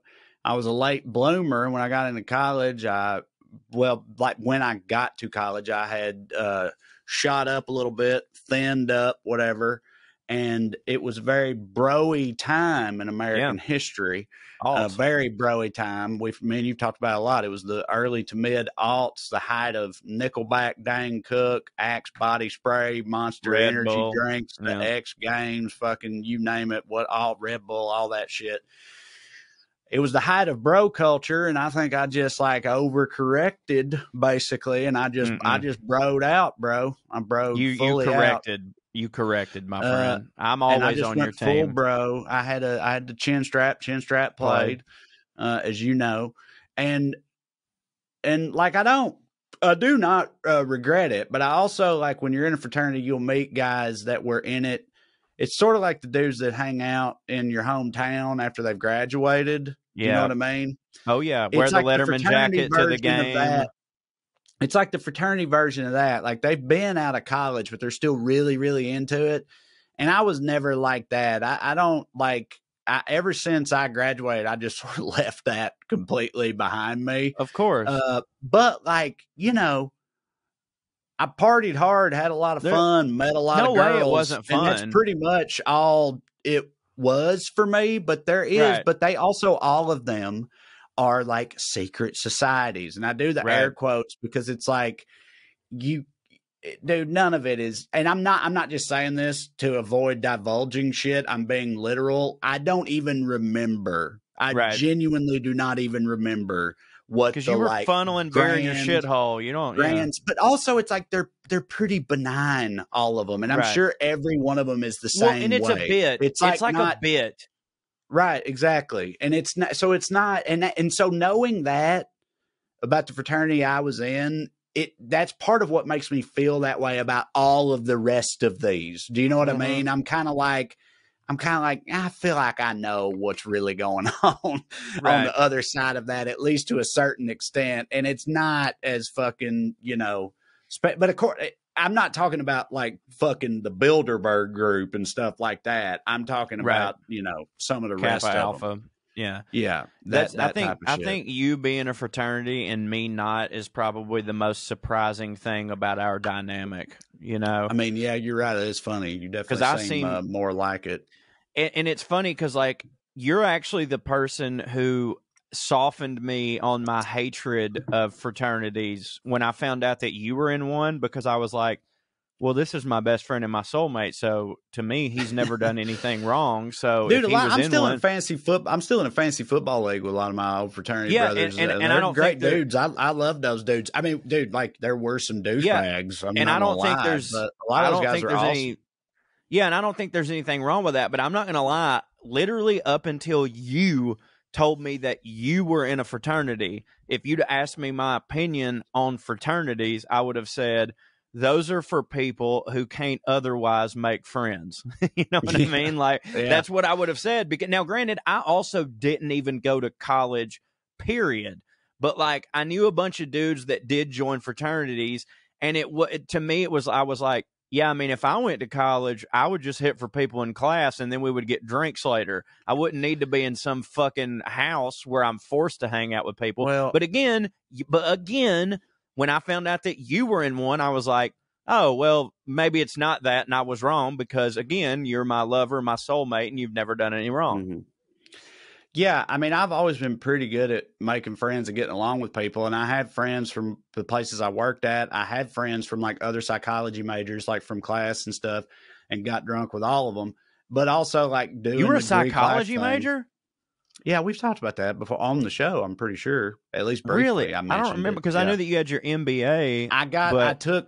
They had this program at Tech where you could take business classes while majoring in something else if you wanted to. It was like basically doing a business minor, but you did all these business prereqs. So I did that while getting a degree in psychology, and then I went to business school. Is that why you've always been? Is that why you've always been so comfortable pointing out my faults? Because I mean, that's it. I think it's just, dude, listen, anybody tells you different is anybody tells you different is full of shit. As far as psychology goes as a discipline, you have to go so much further beyond the bachelor level to get into any real kind of like mastery or like being able to practice any of it or stuff like the bachelor level. And I knew that then because I knew I was going to business school. It was just like a thing that interested me. But I can't. I ain't no kind of shrink, dog. You know how my brain be. Anyway, okay, so it's just that you're an asshole. Right on. Glad we confirmed that. It's just that I'm trying to help you. That's what it is. Yeah. We should get to Aristotle. Speaking of thinking about stuff. We should. We will take a break, and we'll be right back with History Professor Cho on the subject of famous philosopher OG Aristotle. Well, the nights are getting longer, but the breeze, well, baby, that ain't the only thing getting stiff. That's right. This episode's sponsored by our good friends at Blue Chew. We all know, guys, that confidence can take you far in life, and that's especially true in the bedroom when it comes time to step up to the wiener plate, a.k.a. the nether regions or crotch of the one you love. That's where Blue Chew comes in. Trae, Neil, tell them all about it. Y'all, Blue Chew is a unique online service that delivers the same active ingredients as Viagra and Cialis, but in chewable tablets and at a fraction of the cost. You can take them anytime, day or night, so you can plan ahead to get down, or you can just be ready to get down whenever a get down opportunity comes up. You know what I'm saying? The process is simple. You sign up at BlueChew.com, consult with one of their licensed medical providers, and once you're approved, you'll receive your prescription within days. That's the best part of the whole thing. It's done down there on the internet there. It's all online. You ain't got to go to the doctor's office. You ain't got to have awkward conversations with another person. You ain't got to wait in line at the pharmacy, run into your high school gym coach. None of that. Blue Chew's tablets are made in the U.S. of A., prepared and shipped direct to your door in a very discreet package. Joe, you're a devotee. Oh, my God. I'm never going to bang my wife without Blue Chew again, and that's not me saying it. That's her saying it. Now, my wiener has always at least kind of hit, or so I thought. I thought my wiener hit, and then I took Blue Chew, and I'll be goddamned if this sumbitch ain't harder than Chinese math, son. I ain't going back to doing it the other way, and if you could benefit from extra confidence when it's time to perform, chew it and do it. Have better sex, and we got a special deal for our listeners. Try Blue Chew free when you use our promo code POA at checkout. Just pay $5 shipping. That's BlueChew.com. Promo code POA to receive your first month for free. Visit BlueChew.com for more details and important safety information. And we thank Blue Chew for sponsoring the podcast. Listen, man, I know it sounds too good to be true, but I want you to just do me a favor and run on over to SaveWithConrad.com. Get yourself a quick quote. My man Andy M. just left us a 5-star review over at ConradReviews.com, and he had this to say. The effort and communication from Josh was above and beyond. We ran into several unexpected hiccups along the way, but Josh kept us informed and kept looking for options to get things done. In the end, we were still able to refinance to a 15-year loan, where we're going to be able to pay it off in 10, and we took enough cash out to pay off our credit cards, my truck loan, and even buy my wife her very first new vehicle. We're going to save over $500 a month from what we would have been paying without the refinance. We can't thank everyone enough. Now, guys, that right there is a win-win-win situation. Let me explain. Over the last couple of years, your house is probably worth more than ever.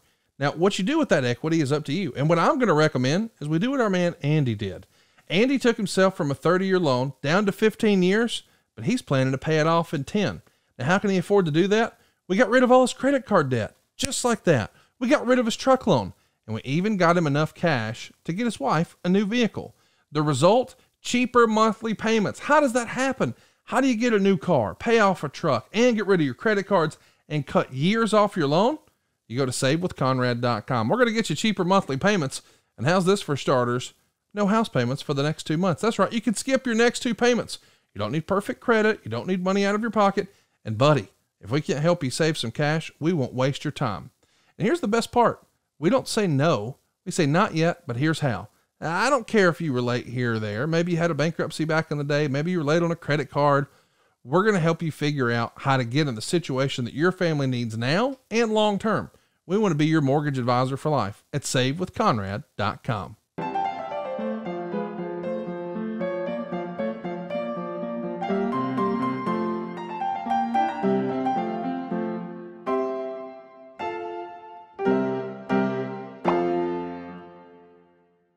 All right, Airheads, it's once again time for History with Professor Cho.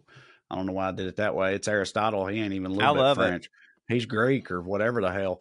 Also, I don't think that counts as a French accent. Aristotle, what do I know about him? He tutored Alexander the Great, I think. Is that right? That's true. Yeah. He did that. He's one of the triumvirate of philosophers, Plato, Socrates, and this motherfucker. And I know that he's somewhere in that hierarchy of those three. He either was under Socrates or over Plato or some kind of combination of that. I don't remember. Yeah. And I know that quote is always attributed to him, but it's maybe bullshit about the definition of insanity. Isn't that attributed to Aristotle? It's attributed to Einstein, I thought. Oh, okay. In my research, I didn't find that it was attributed to Aristotle, so maybe it was. But I've always heard they were like, Einstein said the definition of insanity is doing the same thing over and over again, expecting a different result. Are you looking it up right now? Yeah, I'm trying to. Yeah. Yeah, no, you're right. But it's misattributed to him. That's just one of them things. Yeah, somebody who said it. Yeah. Yeah, right. Okay. Anyway, well, a lot of times people don't misattribute it to one of those people. What they do is sometimes people genuinely believe that is the definition of insanity. Like they'll say, the definition of insanity, and I'll be like, actually, that's Einstein's definition. And they're like, what? I'm like, that's not the definition of insanity. Like, do you think when someone's insane, it's just that they tried to drive a stick a couple times and couldn't do it? Like, do you really think that's what that is? Like, fuck you. Well, Trae, I'm going to tell you all about Aristotle, or at least as much as I could consume in 24 hours. But before that, I'm going to take me a big old swig of moonshine, because the last episode we did, I wasn't drunk at all. And I don't think anybody wants that from Professor Cho. I don't think anybody wants a serious Professor Cho. So I'm going to have some nice... But moonshine, that's a bit of a departure for you, isn't it? I mean, moonshine hits, obviously, but it's also like, that's a choice. Moonshine's a choice. That is a choice. But Trae, it's not like my brother-in-law's moonshine. It's the moonshine that you can legally buy, which I have a problem with, because that means it's not moonshine. Right. I have a huge problem with that. About the definition of insanity, the definition of moonshine is illegally... Exactly. Right. And I won't get into that, but people give this shit to me all the time. People assume I love moonshine. So like when we're at shows, people just give me, like Old Forge Distillery or whatever the one in Gatlinburg is. So I have an extra thing. So I'm going to take me a swig of Blackberry. They're not sponsoring the show, but I will shout them out because it's fucking delicious. Old Forge Distillery Blackberry Moonshine. Little sweet tea chaser there. Where's Old Forge at? Let's see. It ain't near you? Tennessee. It's in Tennessee. Okay. I did a moonshine distillery. Pigeon Forge. That's Pigeon Forge. I did a moonshine distillery somewhere down near you once, and like in a comedy show, I mean, and it was, Dalton. buddy, one of I was biggest with you. shit shows. You were there? I thought we told you about that. No, are you shitting me right now? Are you talking you're right. about I remember DJ? You were, when DJ was on the fucking table. I wasn't going to No, get into all fucking, that. I don't give a shit to get into it. Listen, this episode is going to be a little long, but no, I was fucking there. Are you kidding me? Of course. I remember now because you were with that other girl at the time. I don't even remember which one. Well, we ain't got to talk about that either. Okay. But I wasn't cheating on my wife for anybody that thinks that. Me and my wife weren't together at the time. And Joe also did nothing wrong. It's just she was a bit of a piece of work. Katie was her name, right? Is that? Oh shit, she was there. Yeah, that was her name. Yeah, and the good thing is that I dated like 3 or 4 Katies, so none of them will know which one it is. But like, god damn, dude. Yeah, dude. I can't believe that a bunch of redneck comedians went to a place where they got paid in moonshine and shit went awry. That was a fucking crazy night. That, by the way, and I may end up cutting this, but I do want to say this to you, is when you debuted your show, Praise the Lore, which I think is an amazing idea and we should do more of it. And we were just telling stories. It was supposed to be a Southern storytelling show. I've sort of taken your model for that show and kind of based the back half of my career on it. Like my Substack is basically just that. Like I've started not even calling myself a comedian. I'm just an entertainer because I'm just telling stories. So we might need to get back to that. I only ever did 2 of those. I did that one and I did one in Knoxville. And the one in Knoxville went great. This one, though, was, again, just an abject shit show. It was the biggest shit show I've ever been a part of in my life. But fuck that. Let's talk about Aristotle. I want to come in with some opening statements to get the conversation going. In researching Aristotle, looking at the busts, the marble busts of the men back then, I got to tell you, Trae, ringbald with the tuft, that was super in back then. Must have been, yeah. Well, I feel like they didn't have other options. I mean, I guess they could have put the little leaf ring around it. And they did, and I think that's why the leaf ring became a thing, because it was the thing that covered the only hair that you had. You know what I mean? They were like, let's put leaves around it. Laurel wreath. A laurel wreath, but all them motherfuckers, but then some of them, like your monk-looking type dudes, like it almost looked like they shaved it to be the ring bald with the tuft, but everybody back in this time. I'm pretty sure some of the monks did, right? Really? Like I think so. I think the monks that had the ring bald, I think that was their deal. Like who in God's name? I think it was God in God's name. Was that a part of their vow of celibacy? They're like, well, this will make it easier. You know what I mean? If I just look like Corey, then nobody will want to fuck me. It's called a tonsure, apparently. Tonsure is the practice of cutting or shaving some or all of the hair on the scalp as a sign of religious devotion to humility. Well, I don't respect that even a little bit. I cannot tell you how much I disrespect someone who otherwise has hair but decides to take it away from their body. Fuck you, grow it out. All right, so Aristotle, Trae, he was this Greek feller, and he did a bunch of thinking, and he did a bunch of math. He was a philosopher and a polymath, and I'm going to put you on the spot right now. Is it okay if I put you on the spot even after you coughed? Mm-hmm. What is a polymath? Put simply, a genius, right? But somebody who's very adept. Somebody who's very adept at multiple different disciplines, essentially, pretty much, right? I mean, I don't know. I'm literally asking. I was going to look it up now, and I swear to God, in parentheses, I have just asked Trae. A person, so it's a person of wide-ranging knowledge or learning, which pretty much exactly what I said. Okay, right on. Because I've always heard like, oh, he's a polymath, and I was just like, I don't know about that. So the deal with him was you were talking about earlier. You know, he's like, he either came before Plato or Socrates or whatever, or I don't fucking know. Plato was his guy. He was his teacher when he went to Greek, but he was different than Plato and Socrates. And the reason that he was different than those two dudes is because he used actual science to back up all the things that he thought, whereas those dudes just thought. Like that thought.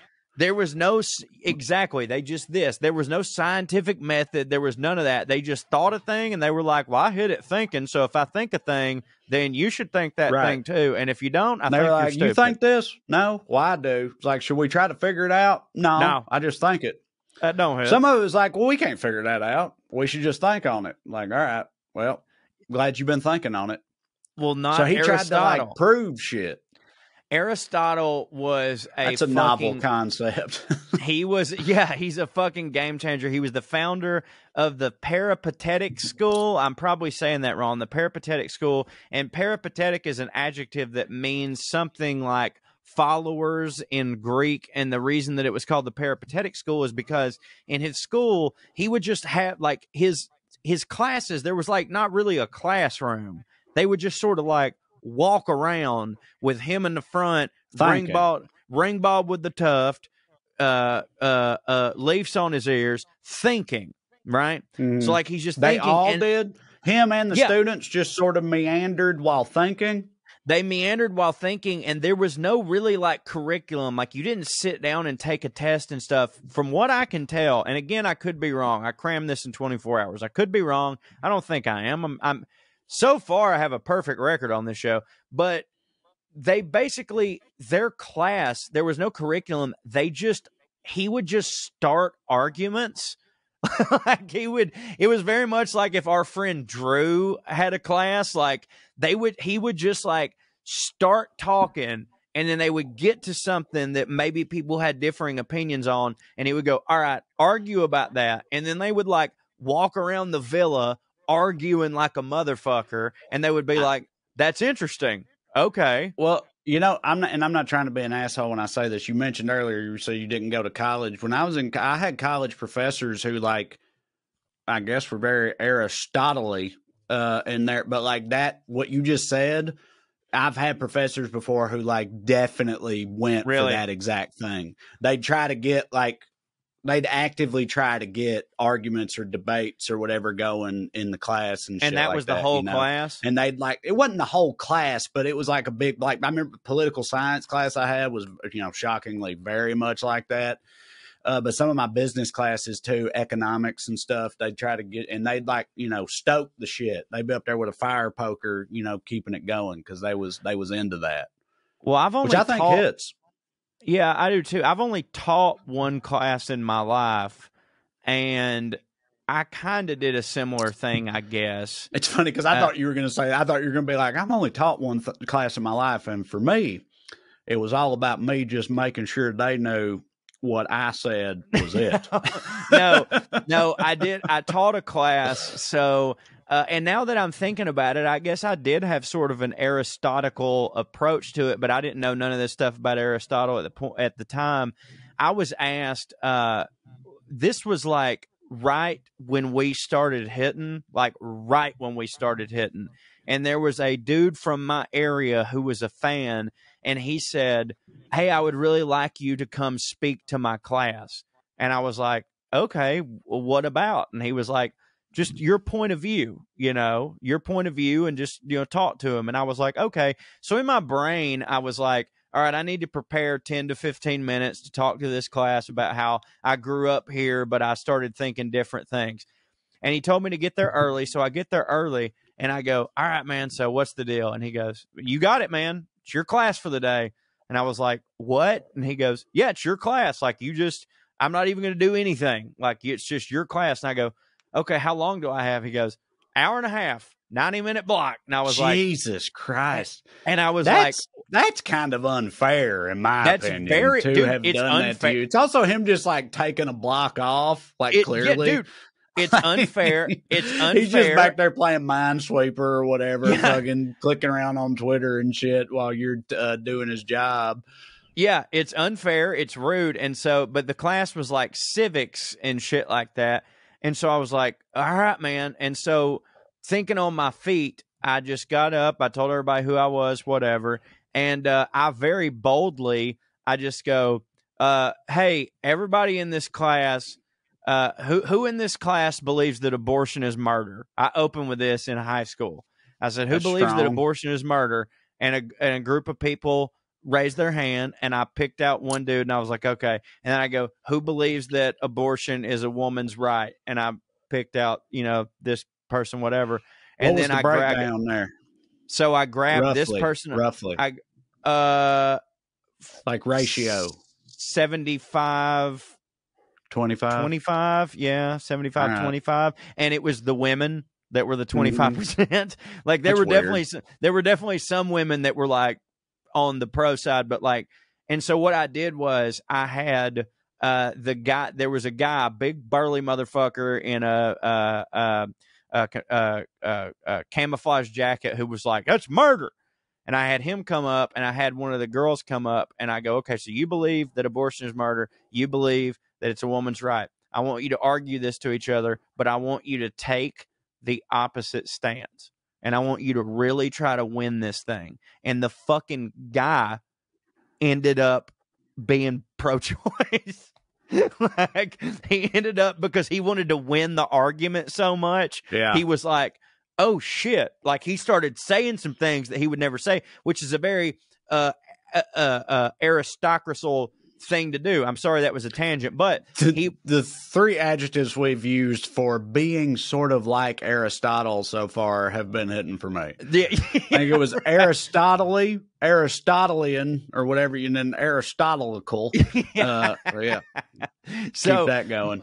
Much like, I said this at the top, but much like a bunch of people born BCE, basically everything I'm about to say cannot be proven and is subject to being flat out bullshit.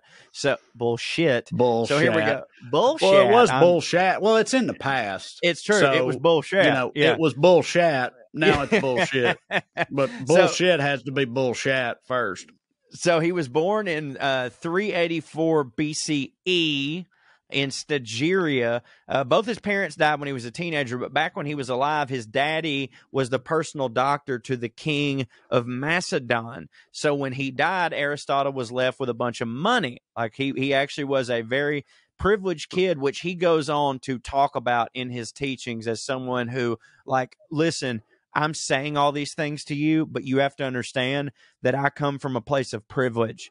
So it's not the same for you who was born a cattle farmer, you know? So he was one of those dudes. Like, he was kind of early woke in a way. I just assumed that pretty much anybody we know about today, other than like Spartacus, right, was a child of privilege in some regard. You know what I mean? Okay. I thought you meant was going to be super woke, but no, the difference between him here. I just mean that, like, I just assume that about him, like how they even. If you hear about him, of course, but but the difference between him is that he recognized his privilege. He recognized that it's easy for me to sit here and tell you these are the ways that you should go about your life when everything was sort of handed to me. Now, everything was handed to him in a way because when his dad died, being the personal physician to the king, he was left an endowment or whatever, but he pretty much immediately pissed that away on booze, whatever drugs they had at the time, opium, women, gambling, hitting. Like he just. I had no idea Aristotle hit. I didn't know he hit in his youth. No, he did hit. He did hit. He had a pretty like Casanova-ish thing going on. Like he fucked a bunch of ladies. He spent his money gambling because he was just like, oh, I got this money. It'll last forever. And then he was like, oh, God damn it. I guess your dad only dies once. You know, that don't hit. Right. So like I said, his parents died. Better start thinking. Yeah, better start thinking. God damn it, I got to think. So when he was 18, as most thinkers do that we talked about in the Zeno of Aleia episode, he moved to Greece to study under who else, Trae? And this is where you got it right, Plato. Mm-hmm. Plato was his mentor. At Plato's Academy, he stayed in Athens for another 20 years, but he then left. And some people say that it was because Plato's nephew took over his academy, and that didn't hit for him because Aristotle thought, like, I'm next in line for the job. I'm going to get this. And Plato instead gave it to his nephew in nepotism. In nepotism, which I assume Nepo was some Greek guy. Sure, you know, I was about to say nepotism in ancient Greece, unheard of. Right, right, exactly. He probably should have seen that coming. I would think, but I'm not a thinker. And I don't know if this is what a lot of people think, but I have to assume that because of what I said earlier about how Aristotle used more logic and reason and science to come to his philosophies, that Plato taught him, but then like it was a master becomes the teacher thing. And so they stopped hitting for each other. And so when it comes time to turn over the academy, Aristotle thinks I'm going to get it. And Plato was like, I don't like this uppity little motherfucker telling me that what I think, don't think. You know what I'm saying? Mm-hmm. Mm-hmm. So that's what I think was going on. But while he was in Greece, he took on a pupil named Theophrastus, I believe I'm saying that right, who he took with him when he left and went to the island of Lesbos. Hey-o! Yeah, I was heading out there. That's the best island I've ever heard of. And he studied the plants and animals there, right? He goes in there and he's just like, really, for the first time, is going like, man, these trees, these flowers, these animals, this wild, this crazy. And he invented biology. No one had ever done that before. Because again, nobody had ever thought about all the tree and stuff, the life stuff. Nobody had ever thought about Everybody it. Either just ate it or ran from it. You know, you either eat it, kill it, run from it. You don't think about it. No. But he was the first one to think about it. Be like, this stuff, wild. And then the whole world was like, damn, dude, this stuff is wild. Like Plato was sitting there thinking about the star. Baby. Plato's head was in the clouds, you know, like he was literally thinking about the stars and stuff. And fucking Aristotle was like, what about this shit right in front of us? Ain't this wild? Like, Trae, think about how crazy this is. Aristotle, in his day and age, is the one who decided and determined that a whale was not a fish. No shit. Yep. That is, by the way, the extent of what I know about what I just said, but it is true. Like that's he saw them like with the blowholes and they were breathing oxygen or whatever, and he was like, so they must be different. How they treated their kids or whatever. And I don't know if he said the word mammal, but he was like, that's not a fish. That's a different thing that lives in the water, which is fucking absolutely crazy to me that you could have that at that time. Do you know what I'm saying? I'm not trying to take away from Aristotle, but I feel like if you live by the sea and you see these one things constantly coming up and, you know, and nothing else is doing that, you know, then you got to be like, something's up with that big fish. Yeah, now, but it's still a leap to then go, that must not be a fish. Well, okay, you still think it's a fish. You're like, that's a weird fish. Yeah, because that fish is off. Something's wrong with that fish, rather than think like that ain't a fish. Right, because Shaquille O'Neal is still a human. You know what I'm saying? Like, I would just look at that. And he do things no other human do. So, 2 Chainz as well. But I would just look at that and just be like, well, that's a different type of fish. But he didn't do that. He was just like, well, it must not just be fish living in the ocean. So after all that's a good thinker. That's a damn good thinker right there. He's at the island of Lesbos. And after that, because he left. So when he leaves the school, it's mainly, I think, because he got passed over for the job, but also there was a very anti-Macedonian sort of temperament going through the country at that time, and maybe he was just like, oh, people don't think I hit. So he leaves to go to Lesbos, but then after all that, he was asked by Philip II of Macedon to come tutor his son. And would you like to know who his son was? I think you do. Alexander the Great. Yes. His son was Alexander the Great. And Alexander... He might have been Alexander the Little Shit at this point in time. He was definitely... He wasn't yet great. Yeah. I would argue that he was always Alexander the Little Shit. But, yeah, he definitely wasn't great. And he didn't really give a fuck about learning or anything. But, like, he was just like, no, I hit. You understand? I hit. Trying to kill the world. But Aristotle was like definitely 100% instrumental in like guiding Alexander on his conquest, and was like also apparently very racist. By that I mean Aristotle. Aristotle, very racist. You called him woke already. Yeah, well, I think that, Al Franken touched a titty. I don't know what to tell you. Like, there's nuance. Yeah. Like, back then. So who was he racist against? He was everybody. Goddamn Spartan. Oh, everybody. Okay. Everybody. Yeah. So Aristotle was like super instrumental in guiding Alexander on his conquest to conquer the world, because his whole thing was like, this is a direct quote from him. He said, "Be a leader to the Greeks and a despot to the barbarians." And by the barbarians, he literally meant anyone who is not Greek. Matter of fact, towards the end of his life, him and Alexander, they were this is how racist Aristotle was. Towards the end of his life, him and Alexander, who he had mentored through him conquering the world and becoming Alexander the Great, they were estranged because for some reason Persia and Persian people started hitting for Alexander, and Aristotle was like, that ain't it. That you can't.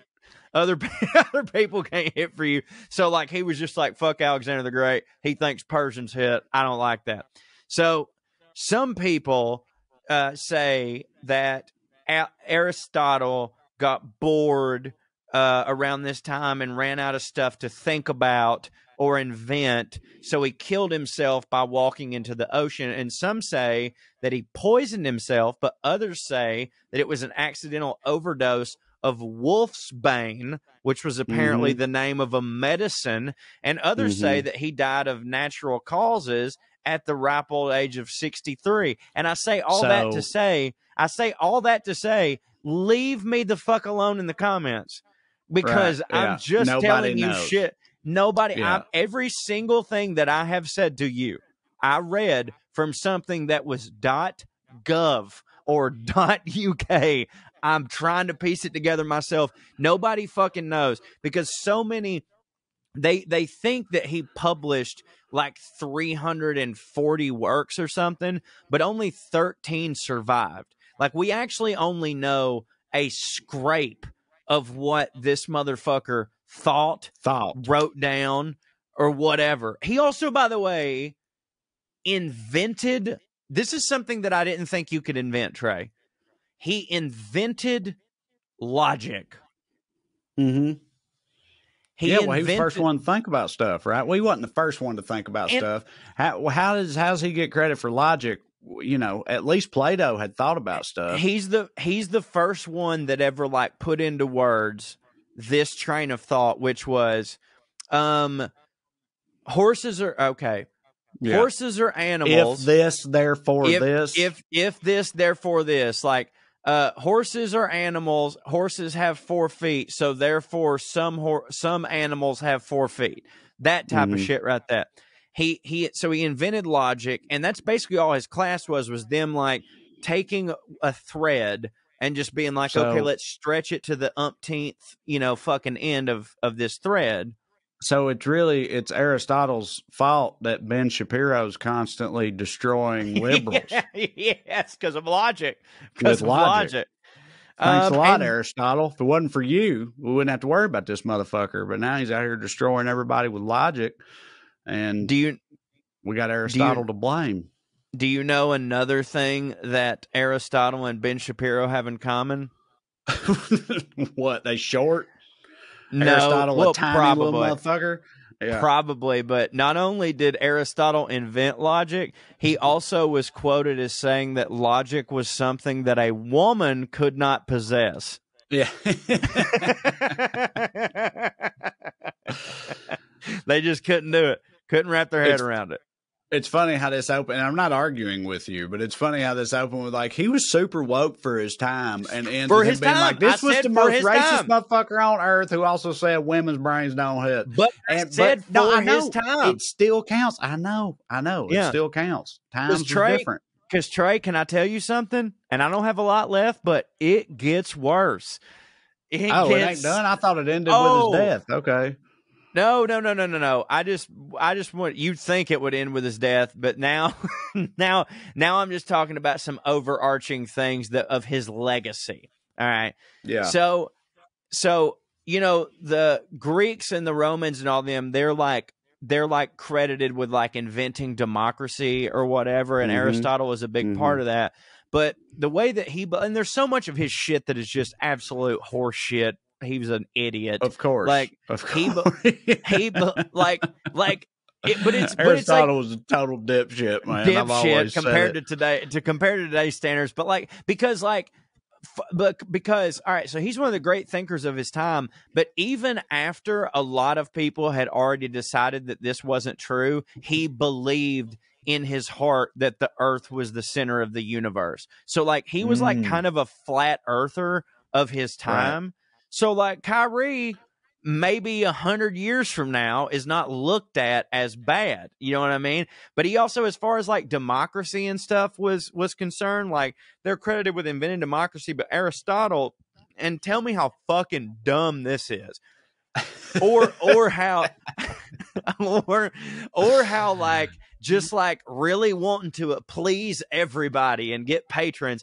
He believed that the way for a society to work was like a little bit of aristocracy, a little bit of socialism, a little bit of oligarchy, and a little bit of democracy. He thought that it could all work together. Is that not the dumbest fucking shit you have ever heard in your life? Yeah, that ain't it. No, something got to get smushed. Other things got to crush. It's the way of things. That's what I'm saying. He also But you fucking dunking on Aristotle's hitting for me. So, yeah, keep going. Keep going if you got more. Oh, buddy, I've got more. I'm about to fucking dismount, son. So, he also was huge into virtue. Like, he thought he was big into ethics and virtues. He was a big virtue signaler of his time. He thought that everybody should be ethical. He was huge on morals and virtues. He considered psychology important because he believed that the mind and body were one. He was an early advocate of mental health. He was super, again, like I said, he was super woke for his time, Trae. But also, Aristotle had complex views on, can you guess what Aristotle had complex views on? Something to do with women? Pederasty? Slavery. Okay. Slavery. He had complex views on slavery in that he was against it when it came to enslaving people just as a practice. But he also felt that there were such things as... Like a punishment? No. Please. He thought that there were such things as, brace yourself, natural slaves. People who had no skills or were dumb, and they couldn't be happy on their own and could only benefit society by serving. And was that barbarians, i.e. the whole rest of the world? Everyone else. Basically, anyone that wasn't as smart. Pretty much 95% of the world are made to be slaves for just us, me and my people, Aristotle thought. Which, like, if you think about it like this, like, of course, like, so he was like, slavery's bad if you take someone who hits like me and make them a slave. Right. But if you take someone who don't hit, what were they gonna do aside from be a slave? Be my slave. Like they really like, being my slave's the best they could hope for. What else they gonna do? Like, are you hearing the part where they don't hit? Because they don't hit, so like they may as well be a slave. And it's funny because he says that, like, he says that people who had no skills and were dumb and they couldn't be happy on their own and they could only benefit society by serving. And it's like, okay, listen, that actually does describe some people that I know. I'm not gonna lie, but they still get 725. You know what I'm saying? Right. They still get 725, bro. So that was his thing. On his deathbed, I forgot to mention this, he freed his slaves. So, you know. Well, that's nice of him, I guess. Praise that guy. Because I was going to say, it's fun. They say he had a complex view on slavery when I'm like, I feel like that's pretty much every slave owner's view on slavery, really. Right. Do you know what I mean? Like, I feel like pretty much all of them were like, no, people that don't hit should just be slaves. People that do hit shouldn't be slaves. I feel like that's sort of the straight down the fairway approach to slavery for slave owners throughout all of time. Now that you say it, that's true, because those were my words. I wasn't reading that from anything. I wrote that because that's how I felt about it, because he thought he put slavery into like 3 different compartments. Like, there's slaves that shouldn't be slaves and are slaves, and so that's bad. And then there's slaves who, what were they going to do besides being slaves? Because, and I know that I'm about to get shit on in the comments here, but I actually read his biography twice before I did this show. Now, I didn't take the greatest notes. I did a lot of just, you got it. You know what I mean? But like, I read his biography twice, and I watched a couple documentaries on him. And I was just like, it's a weird thing to think that, the practice of slavery, taking someone and taking their autonomy away from them is bad unless their brain don't hit. Unless their brain don't hit, because that is more complex than maybe what some other people have done, which is just like, you have a different skin color than me, therefore fuck you, you're my slave. You know what I'm saying? Like, I don't know. It was just a little weird for me. Also, like I said, he freed his slaves on his deathbed, and when I read that, a lot of people were talking about how, like, what a great guy he was. They were like, look what he did. He freed his slaves on his deathbed, and I was just like, all right, what the fuck ever. Also, one time, when he was inventing biology, he used to regularly get drunk with parrots. He used to drink. He used to drink and get parrots drunk, and he said that, and I quote, "Parrots get wild when they drunk." So that's what I know about Aristotle, and I had a lot of fun reading about him, and I hope you had a lot of fun learning about him, Trae. I sure did. Hit for me. I hope y'all have had a lot of fun enjoying this super long bonus episode. Super long fucking episode long of Putting On Airs. Hope it hits for y'all. I imagine if you're still listening to me say this at this point, then it did hit for you. In which case, you're welcome.